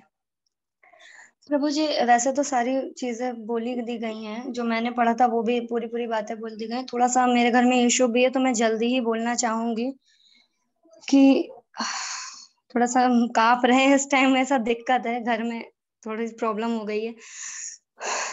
जी माता जी, कोई नहीं, आप स्किप कर सकते हैं, ऐसे सारे पॉइंट डिस्कशन हो चुका है, तो चाहे तो माता जी प्रभु जी थोड़ी सी प्रॉब्लम है, पॉइंट डिस्कशन सारे हो ही चुके, फिर भी थोड़ा सा मैं बोल करके वो करना चाहूंगी अभी स्टॉप। तो जैसा कि आपने पहले ही बता दिया कि कर्म कांड पहली सीढ़ी है। जैसे बच्चों को भी पहले क्लास से हम लोग पढ़ना सीखते हैं, धीमे धीमे ही आगे बढ़ते हैं, और एक साथ किसी को भी कह दिया जाए कि एकदम नेक्स्ट स्टेप, वो आखिरी लक्ष्य पे पहुंच जाओ, जो एकदम ऊपर जा करके मिलता है, सर्वोपरि है, उस पे एकदम से कोई नहीं चढ़ सकता। मैं थोड़ा सा बोल नहीं पा रही हूँ, मेरी बात को समझने का प्रयास कीजिएगा। तो वो उसमें नहीं जा सकता एकदम से, जब तक वो एक मनुष्य की ऐसी प्रवृत्ति है कि जब तक जीवन में डिचकोलन नहीं खाता, जब तक उसको पग पग पे मुश्किलों का सामना नहीं करना पड़ता है, जब तक उसको सारी तरह से पीड़ाओं को सहन करना नहीं सीख पाता, वो जब तक उसके जीवन में संघर्ष नहीं करता तब तक वो नहीं मान सकता कि भगवान श्री कृष्ण को ही हम सब कुछ मान ले, ठीक है। तब तक वो पूर्णतः उन पे आश्रित नहीं होगा। वो तभी होगा जब उसको हर चीज का सामना करने को मिलेगा, इसीलिए वो जीवन में सामना करता है। फिर वो कर्म कांड को अपनाता है। कर्म कांड बचपन से ही सबके यहाँ, ज्यादातर सब लोग कर्म कांडी ही होते हैं, मनुष्य जितने भी होते हैं पहले, क्योंकि पहली सीढ़ी वही है और भक्ति तक पहुंच पाना हर किसी के बस की बात है भी नहीं। वो भगवान की कृपा तब होती है उनपे जब कोई कर्म कांड में भी जो है भगवान के प्रति बहुत ज्यादा भावपूर्ण हृदय से पूजा करता है, उनके बारे में जानने का प्रयास करता है, भगवान अपनी कृपा करते हैं, तब जाकर के वो कहीं ना कहीं ऐसा कर पाता है कि वो कर्म कांड से आगे बढ़े। और जब भगवान देख लेते हैं कि ये इस लायक है, तब भगवान उसे कर्म कांड समाप्त उसका करके उपनिषदों का और भगवत साक्षात्कार करने का ज्ञान प्रदान करते हैं। ऐसा भगवान तब करते हैं जब वो उस लायक हो जाता है। पर जैसा कि पहले कहा था, अर्जुन भी सब कुछ था, पैसे तो अर्जुन भक्त था, लेकिन उस टाइम अर्जुन जिस कंडीशन में था वो भक्त नहीं दिखा रहा था ना। पहले पहले भगवान भी सबको एक एक चीज सिखा रहे हैं हम सबको, वैसे अर्जुन को वो बता रहे हैं। पहले उन्होंने कर्म कांड बताया, फिर बाद में वो धीमे धीमे करके उन्होंने भक्ति को ही सर्वोपरि बता दिया। बाद में यहाँ पे भगवान ने कहा आत्म साक्षात्कार के लिए सबसे बड़ी चीज क्या है, जो नाम संकीर्तन यज्ञ के बारे में बताया गया कि नाम संकीर्तन यज्ञ कलयुग में ही करना सर्वश्रेष्ठ है। क्यों? क्योंकि हम लोग और कुछ नहीं कर सकते। हम लोग के अंदर इतनी तथा नहीं, इतनी सामर्थ्य नहीं, इतना समय नहीं, इतनी आयु नहीं है कि हम लोग सारे वेदों का अध्ययन करें, उपनिषदों का अध्ययन करें, आदि चीजों का अध्ययन हम कर पाए और हम लोग समझ पाए। और कर भी लेंगे तो उसका अर्थ का अनर्थ निकाल देंगे। तो कहीं ना कहीं फैमिली इश्यूज भी हैं, समाज का इश्यूज है और बहुत सारे इश्यूज हैं लाइफ में जो नहीं कर सकते हर चीज।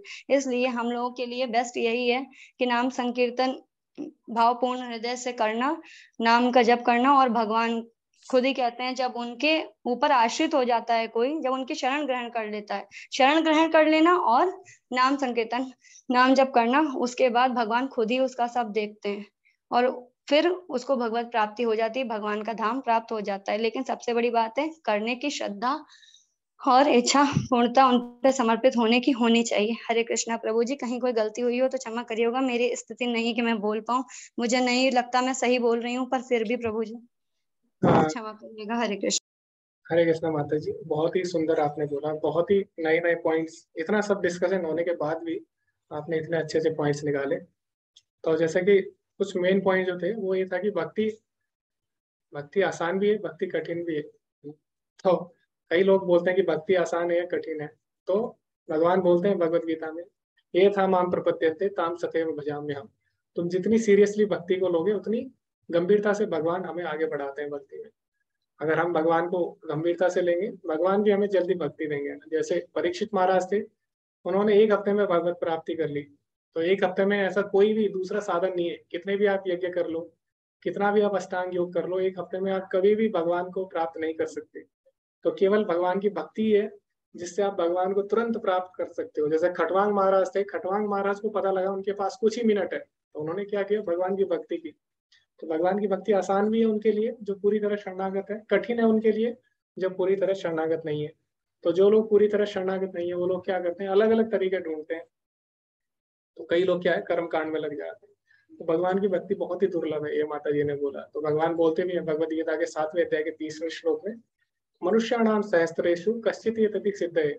बहुत सारे लोग हैं दुनिया में, लेकिन उनमें से कोई है जो मेरी तरफ आकर्षित होता है, सिद्धि को प्राप्त करना चाहता है। सिद्धि मतलब यहाँ पे वो पावर वाली सिद्धि नहीं है, सिद्धि मतलब है सफलता, यानी आध्यात्मिक सफलता। कई लोग हैं जो आध्यात्मिक सफलता चाहते हैं, लेकिन मनुष्याणाम सहस्त्रेषु कश्चित् यतति सिद्धये यततामपि सिद्धानाम, लेकिन उनमें से भी कश्चित् माम वेति तत्वतः, कोई कोई है जो मुझे जान पाता है। तो इस तरह भगवान की भक्ति बहुत ही दुर्लभ है। दूसरी तरफ अगर हम डायरेक्ट भगवान की भक्ति करता है, किसी के पास मान लीजिए ज्ञान नहीं है, तो क्या वो भगवान की भक्ति नहीं कर सकता? क्या भगवान की भक्ति के लिए ज्ञान जरूरी है? नहीं। भगवान की भक्ति अगर कोई करता है, भगवान बोलते हैं तेषाम सततयुक्तानाम भजताम प्रीतिपूर्वकम, अगर कोई मेरी प्रीतिपूर्वक सेवा करता है कैसे? प्रीतिपूर्वकम, ऐसे नहीं कि बस बाहर बाहर से कर रहा है, प्रीतिपूर्वकम यानी हृदय से अगर कोई भगवान की सेवा करता है, ददामी बुद्धि योगम तम, भगवान बोलते हैं मैं उसको बुद्धि देता हूँ, येन माम उपयंति थे, जिससे वो मेरे तक पहुंच सके। तो इस तरह अगर कोई डायरेक्ट भगवान की भक्ति कर लेता है, अज्ञानता में भी कर लेता है, तो भगवान क्या करते हैं, उसको भी बुद्धि देते हैं। तो इसीलिए भक्ति बहुत ही मधुर है। तो इसीलिए ठीक है, कोई कर्म कांड कर रहा है अभी, उसकी जिस स्तर पे चेतना है, लेकिन धीरे धीरे वो भी भगवान की भक्ति में आएगा। तो जो हमारे वेद है वो क्या है, कल्प तरु की तरह है। तो श्रीमद् भागवतम के जो पहला स्कंद है, पहले ही अध्याय में आता है, उसमें बताया गया है निगम कल्प तरु गलितम फलम, कि जो निगम यानी जो हमारे वेद है वो कैसे, कल्प तरु यानी सारी इच्छाएं पूरी हो जाएंगी। अगर आपको कर्म कांड चाहिए, आपको कर्म कांड मिल जाएंगे, ज्ञान कांड चाहिए, ज्ञान कांड मिल जाएंगे, भक्ति चाहिए, भक्ति मिल जाएगी। तो वेद हमारे कैसे, कल्प तरु, निगम कल्प तरु, लेकिन उसका जो पका हुआ फल है ना, निगम कल्प तरु गलितम फलम, उसका पका हुआ फल जो है वो क्या है, वो है श्रीमद् भागवतम। सुख मुखाद अमृत द्रव्य संवितम, और सुखदेव गोस्वामी ने उस फल को चख लिया। तो जिस फल को पक्षी चख लेता है वो और भी ज्यादा मधुर हो जाता है। तो जो वेदों का पका हुआ फल है वो क्या है, श्रीमद् भागवतम, भक्ति का विज्ञान, और उसको सुखदेव गोस्वामी ने बोला है। तो सुखदेव गोस्वामी के मुख से बोलने पर वो और भी ज्यादा मधुर हो गया है। तो भगवान की भक्ति इतनी मधुर है। तो ओके, तो एक छोटी सी बात आपको बतानी है। कई लोग बोलते हैं कि वेदों में तो भोग के बारे में, तो भोग गलत है, तो फिर वेदों में उसके बारे में दिया ही क्यों। जैसे कि वेदों में है कि बलि देना, बहुत सारी चीजें वेदों में, ठीक है, तो ऐसा क्यों है, तो ये सब चीजें गलत है, कई लोग बोलते हैं। तो हमें समझना होगा कि वेदों में ये सारी चीजें इसीलिए है ताकि धीरे धीरे हम लोग ऊपर उठ सके। कर्म कांड भी ठीक है, कोई बोलता है गलत है, तो वेदों में क्यों है, ताकि धीरे धीरे हम उससे ऊपर उठ सके। कर्म कांड इसलिए नहीं है कि हम वही करते रहे, कर्म कांड इसलिए ताकि हम जो भोग की जिंदगी है उसको एक नियमित रूप से भोग को करें और धीरे धीरे फिर भोग का त्याग कर दे। तो जैसे उदाहरण के लिए मैं आपको एक उदाहरण देता हूँ, जैसे शराब है, सबको पता है शराब पीना मना है, फिर भी गवर्नमेंट ने क्या किया, गवर्नमेंट ने कहीं कहीं शराब की जो ठेके हैं उनको लीगल कर रखा है। क्यों कर रखा है, ताकि शराब नियमित रूप से पी जाए, इलीगल तरीके से नहीं पी जाए कि जिसकी जो मर्जी जहां मर्जी वहां शराब पिया। तो इसीलिए गवर्नमेंट ने क्या किया है, कुछ ठेके रखे हैं सरकारी कि जो लोग शराब के बिना नहीं रह सकते, वो लोग क्या करेंगे, फिर गलत तरीके से उसको प्राप्त करना चाहेंगे। ऐसी हुआ है जो स्टेट जहाँ पे शराब बैन है वहां पे लोग क्या करते हैं, गलत तरीके से शराब पीते हैं। तो शराब तो पियेंगे ही, लेकिन अगर सरकार कुछ लीगल कर देगी तो क्या होगा, उससे नियंत्रित तरीके से होगा वो काम, अनियंत्रित तरीके से नहीं होगा। इसी प्रकार वेदों में कर्म कांड है, कर्म कांड गलत है, जैसे शराब पीना गलत है, लेकिन क्यों दिया है, ताकि लोग धीरे धीरे उसको नियमित तरीके से करें और एक दिन उसे छोड़ दें। ठीक है, तो इसीलिए कर्म कांड भी जरूरी है, शराब के ठेके भी जरूरी है, वरना अगर शराब के ठेके नहीं होंगे तो क्या होगे, तो फिर इलीगल होगा, इलीगल बिजनेस होगा, जहरीली शराब बेची जाएगी, लोग मरेंगे। जैसे बिहार में शराब बैन है, तो हमें क्या होता है, जहरीली शराब बिकती है, महंगी शराब बिकती है, तो वहां पे अभी भी वही हो रहा है, लेकिन अभी अनियंत्रित तरीके से हो रहा है। इसी प्रकार वेदों में कर्म कांड दिया वो गलत है, लेकिन वो क्या है, नियंत्रित तरीके से हम भोग कर सके और फिर धीरे धीरे उससे ऊपर उठ सके, तो इसीलिए दिया है। इसीलिए वेदों में कोई भी चीज गलत या सही नहीं है, अपनी चेतना के अनुसार वो सही या गलत हो सकती है। जी, तो सनी प्रभु जी भी यही बोल रहे हैं। ओके, तो अभी हम आगे बढ़ते हैं, आगे का हम डिस्कशन करेंगे, उसके बाद एंड में हम चर्चा करते हैं, क्योंकि हम पहला जो काम है हमारा क्या है, पहला काम है हमारा अभी इस चैप्टर को फिनिश करना। उसके बाद हम जो भी किसी का डाउट है या कोई कुछ भी बोलना चाहता है उसके बाद हम उस पर चर्चा करेंगे। तो सभी ने काफी अच्छे अच्छे पॉइंट्स रखे और बहुत कुछ सीखने को मिला। इसी के साथ हम आगे बढ़ते हैं। अभी प्रभुपाद जी बोलते हैं कि वेदों का उद्देश्य क्या है, वेदांत, वेदांत मतलब होता है वेदों का कंक्लूजन। तो वेदों का कंक्लूजन यानी वेदों का निर्णय क्या है, वेदों का कंक्लूजन है भगवान की शरणागति। तो सबसे ऊंचा वेदांती वही है जो कि भगवान की शरण में है। वेदांत कृत वेद विद एव चाह, तो भगवान ने साफ साफ बोल ही दिया। और चैतन्य चरितामृत में भी आता है मुक्ति मुक्ति सिद्धि कामी। तीन तरह के कामी कौन से हैं, पहले भुक्ति यानी जो भोग चाहता है, मुक्ति जो मुक्ति चाहता है, सिद्धि जो पावर चाहता है। तीनों क्या है, भुक्ति मुक्ति सिद्धि कामी सकल असता, कोई भी सही नहीं है इनमें से। कृष्ण भक्त निष्काम अतएव सता, इसमें से केवल कृष्ण भक्त ही एक सत्य है, यानी सत्य है मतलब ये है कि कृष्ण भक्त ही वास्तव में एक सच्चा साधु है। क्यों, क्योंकि वो भोग मुक्ति और सिद्धि की इच्छाओं से ऊपर उठ चुका है। तो मुक्ति मुक्ति सिद्धि कामी सकल असता कृष्ण भक्त निष्काम अतः एव सत, ऐसा चैतन्य चरितामृत में भी दिया गया है। श्रील प्रभुपाद की है। तो अभी तक भगवान ने क्या किया, सांख्य योग हमें बताया। सांख्य मतलब क्या होता है, सांख्य योग ज्ञान योग का मतलब होता है, सांख्य मतलब होता है बिंदु। तो सांख्य योग हमें बताता है विश्लेषण, विश्लेषण करना कि हम लोग हाथ नहीं है, पैर नहीं है, मुंह नहीं है, आंख नहीं है, मन नहीं है, बुद्धि नहीं है, हम लोग क्या है, हम लोग आत्मा है। तो ये हो गया सांख्य। अभी भगवान ने हमें बताया सांख्य यानी आत्मा के बारे में। अभी भगवान आगे बताएंगे बुद्धि योग के बारे में। बुद्धि योग मतलब बुद्धिमान मनुष्य का योग। तो कहीं रूपा जी ने इसको क्या किया, बुद्धि योग को भक्ति योग लिखाया। तो कई लोग बोलते देखो रूपा जी ने गलत ट्रांसलेशन की है, रूपा जी ने बुद्धि योग को भी भक्ति योग लिख दिया। तो भगवान के जो भक्त होते हैं सब जगह भगवान को देखते हैं। तो बुद्धि योग भी एक तरह से क्या है, भक्ति योग है। क्यों? क्योंकि भगवान बोल रहे हैं 8वें अध्याय में, ददामि बुद्धि योगम तम येन माम उपयन्ति, जो मेरी भक्ति करेगा उसे मैं बुद्धि देता हूँ। तो जो बुद्धि योग कर रहा है, तो वो क्यों कर रहा है, क्यों कर पा रहा है बुद्धि योग? भगवान की भक्ति के कारण। तो भक्ति योग का दूसरा नाम बुद्धि योग भी है। ठीक है, ऐसा नहीं है प्रभुपाद जी ने गलत ट्रांसलेशन की है। तो भगवान के भक्त होते हैं, हर जगह उन्हें भक्ति दिखती। अभी छठा जो अध्याय होगा बहुत ही रोचक होगा। क्यों? क्योंकि उसमें छठा जो अध्याय है वो अष्टांग योग के बारे में, लेकिन वहां पे तात्पर्य में प्रभुपाद जी ने पूरा भक्ति को ग्लोरीफाई किया है। तो इस तरह जो भगवान के भक्त होते हैं उन्हें हर जगह भक्ति दिखाई देती है। ठीक है, तो ये हमें समझना होगा। तो इसीलिए बुद्धि योग को क्या बोला गया है, भक्ति योग भी बोला गया, या निष्काम कर्म योग, यानी निष्काम भाव से भगवान की सेवा करना। तो आगे भगवान 38वें श्लोक के बाद हमें बताएंगे बुद्धि योग के बारे में, यानी जो बुद्धिमान मनुष्य है उनका योग क्या है, वो किस तरह से भगवान से जुड़ते हैं। तो इसमें भगवान बताते हैं सुख दुखे समय कृत्वा लाभ लाभो जया जय ततो युद्धाय युजस्व नैव पापाम वाप्स्यसि। तुम सुख या दुख, हानि या लाभ, विजय या पराजय का विचार किए बिना युद्ध के लिए युद्ध करो, ऐसा करने पर तुम्हें कोई पाप नहीं लगेगा। तो रूपा जी बोल रहे ये हमारा कर्तव्य है, ये वास्तव में कर्तव्य है। किसी को भी अपना कर्तव्य का पालन करना चाहिए बिना ये सोचे कि मुझे इसमें हानि होगी या लाभ होगा। निस्वार्थ भाव से अपना कर्तव्य करना चाहिए, यही वास्तव में कर्तव्य कहलाता है, वरना व्यापार हो जाएगा फिर ना। तो यही वास्तव में कर्तव्य है। तो यहाँ पे प्रभुपाद जी बोले, कृष्ण क्या बोले, यू आर क्षत्रिय, यानी तुम क्षत्रिय हो, तो तुम्हें क्या करना है, युद्ध करना होगा। तो तुम्हें ये नहीं सोचना चाहिए कि मैं जीतूंगा तो क्या होगा, हारूंगा तो क्या होगा।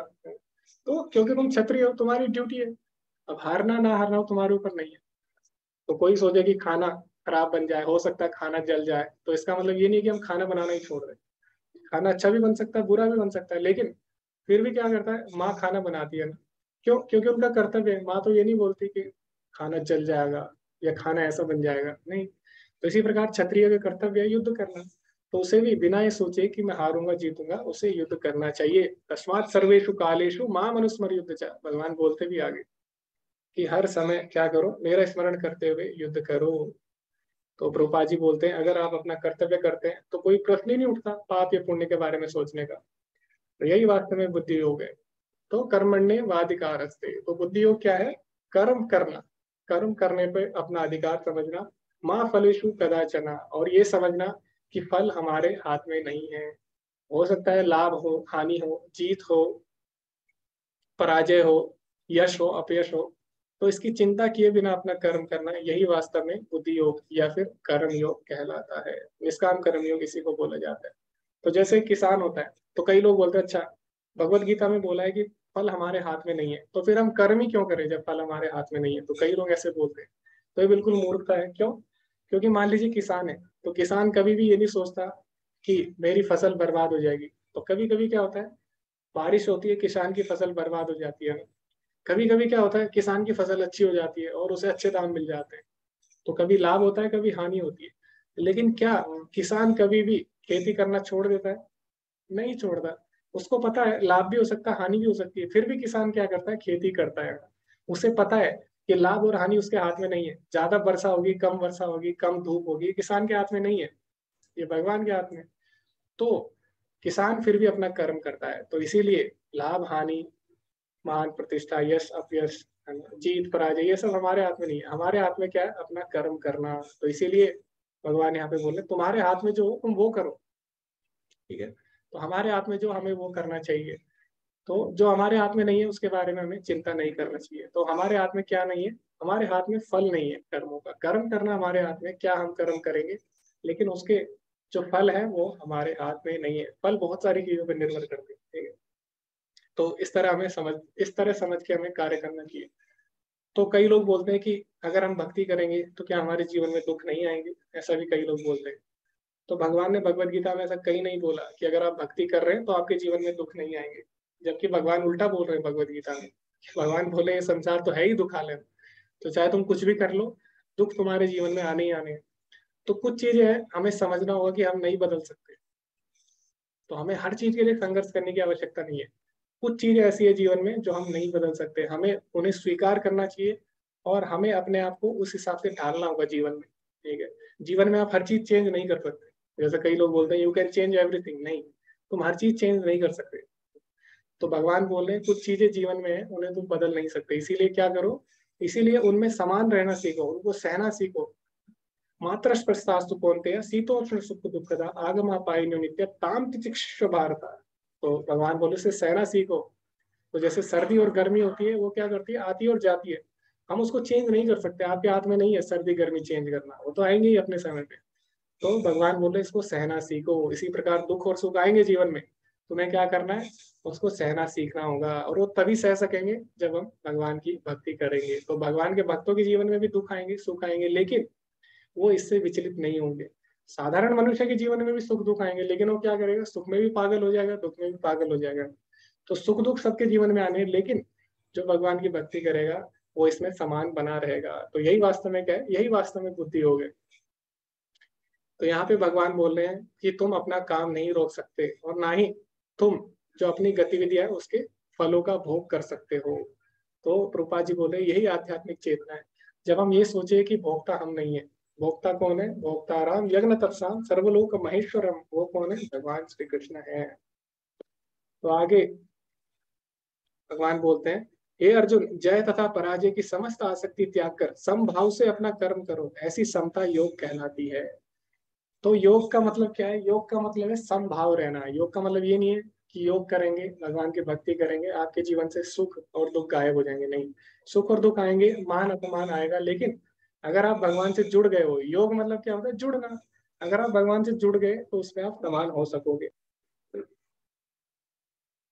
तो यहाँ पे रूपा जी लिखते हैं अपने तात्पर्य में कि भगवान इनडायरेक्टली और डायरेक्टली हर तरीके से चाह रहे हैं कि अर्जुन युद्ध करे। तो आज के चैप्टर में हमने यही सीखा। तो अर्जुन के जो कारण थे उसका सारे तरीके से भगवान ने खंडन किया। अर्जुन ने बोला करुणा करनी चाहिए, भगवान ने उसे ज्ञान दिया कि करुणा कहाँ दिखानी चाहिए। अर्जुन ने बोला आनंद नहीं है और हमें पाप लगेगा, भगवान ने बोला ऐसा नहीं है, कर्म कांड के अनुसार तो ऐसा बिल्कुल भी नहीं है।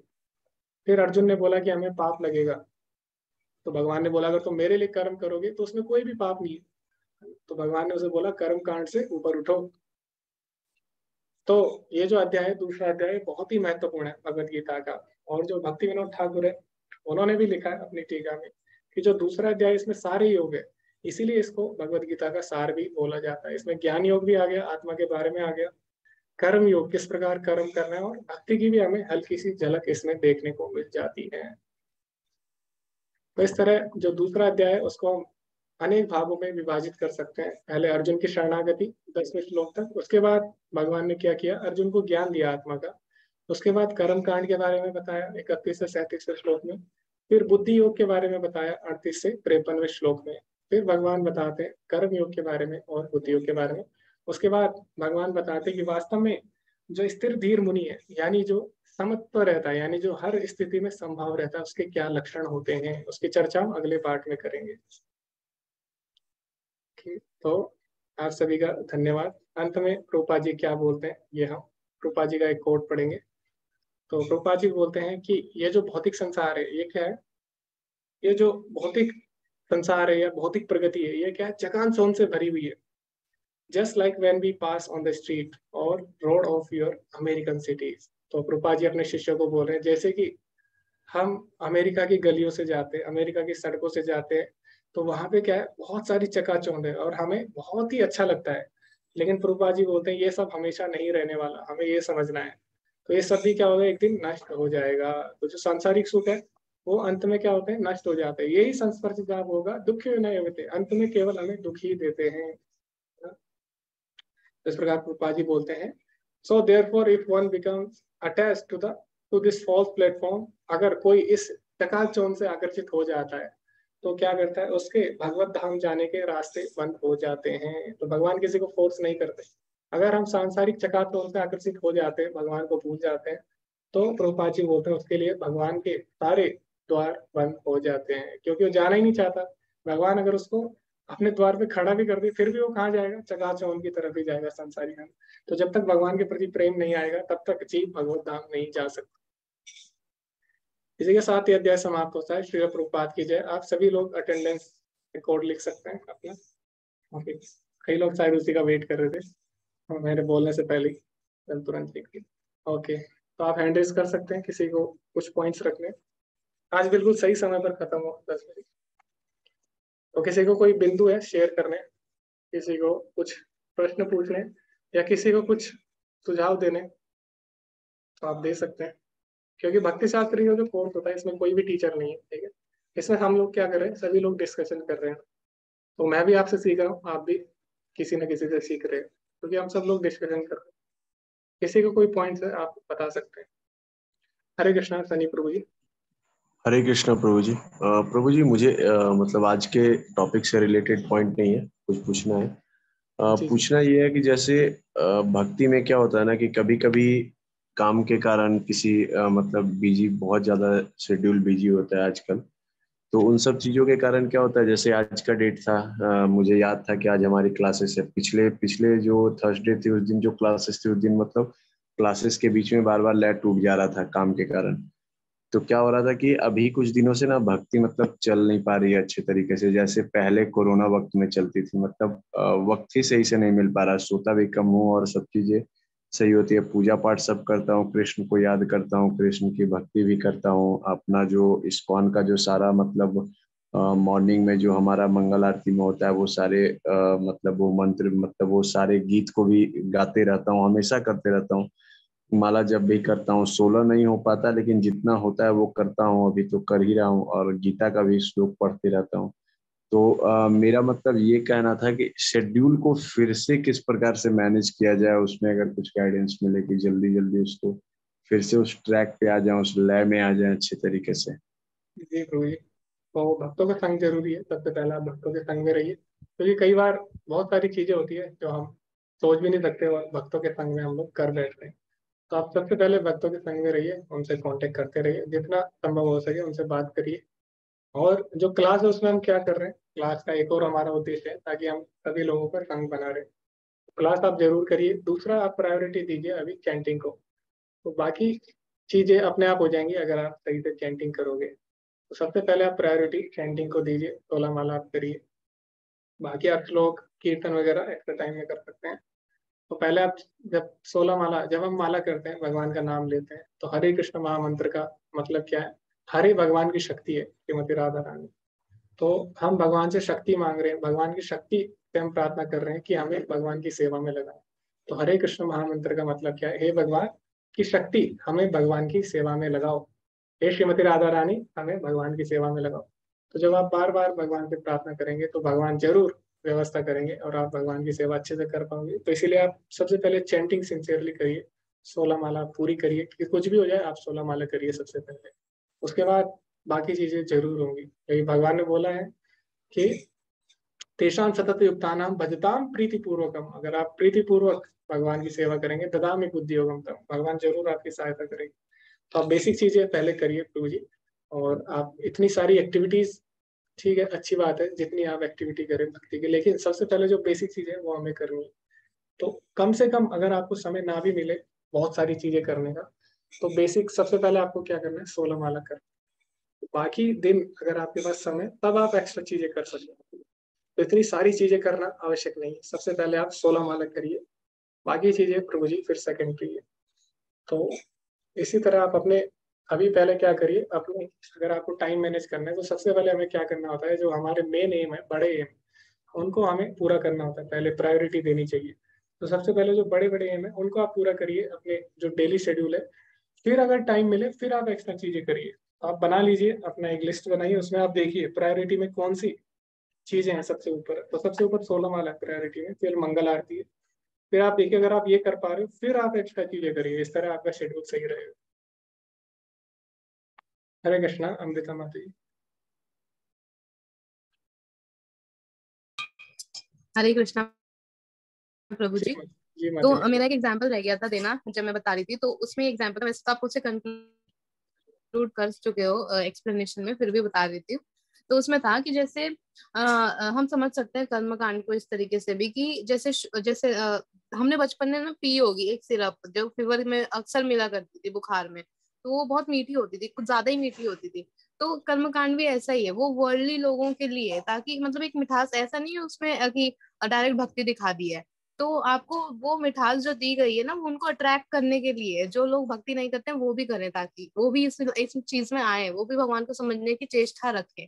तो ये अट्रैक्शन के लिए एक तरीके से यूज किया हुआ है। तो एक शुगर कोटेड तरीके से हम कर्मकांड की चीजों को यूज करते हैं, ताकि हर कोई भक्ति में आए। सिर्फ वही नहीं जिन्हें आध्यात्मिक ज्ञान चाहिए या जो ऐसे हैं, बाकी लोग भी इंटरेस्ट लें। बस। जी जी हरे जी कृष्णा। माता जी। धन्यवाद माता जी, बहुत ही अच्छा आपने उदाहरण दिया। कई लोग हो सकता है वेदों की तरफ अट्रैक्ट होते हैं कर्म कांड के लिए, और धीरे धीरे क्या करते हो भक्त बन जाते हैं। तो वैसे भगवत गीता में इसीलिए भगवान ने अष्टांग योग दिया है, ज्ञान योग दिया है, कर्म योग दिया है, ताकि सभी लोग धीरे धीरे आए भगवत गीता पढ़े। अरे देखो भगवत गीता में अष्टांग योग है, मैं भगवत गीता पढ़ू। तो कई लोग, कई जो डिवोटी अभी यहाँ पे, वो इसीलिए भगवत गीता से जुड़े।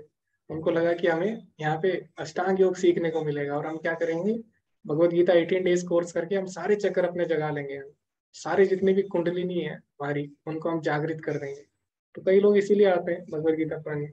लेकिन जब बाद में उन्हें पता लगा कि वास्तव में भगवत गीता का उद्देश्य कुछ और है, तो बहुत सारे डिवोटीज हैं, उनके नाम भी मुझे पता है, तो बहुत सारे लोग हैं तो यहाँ पे जो जुड़े हुए हैं अभी भी, तो वो इसीलिए आए थे। उनको लगा भगवत गीता में अष्टांग योग मिलेगा सीखने। तो ऐसा होता है। तो इसी तरह कर्म कांड भी है। तो जी माता जी, आपने सही उदाहरण दिया। हरे कृष्णा। किसी को कुछ और प्रश्न है या कुछ आप साझा करना चाहते हैं? हरे कृष्ण।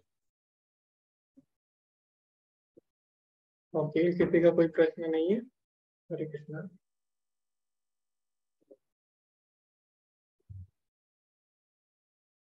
ओके, ठीक। अगर किसी का प्रश्न नहीं है तो आज का जो पाठ है उसको हम समाप्त करते हैं यहीं पे। वांछा कल्पतरुभ्यश्च कृपा सिंधुभ्येव च पतितनां पावनेभ्यो वैष्णवेभ्यो नमो नमः। अनंत कोटि वैष्णव वृंद की जय, श्री प्रभुपाद की जय। हरे कृष्णा। ओके, धन्यवाद आनंद प्रभु जी और केतन प्रभु जी। हरे कृष्ण। हरे कृष्ण।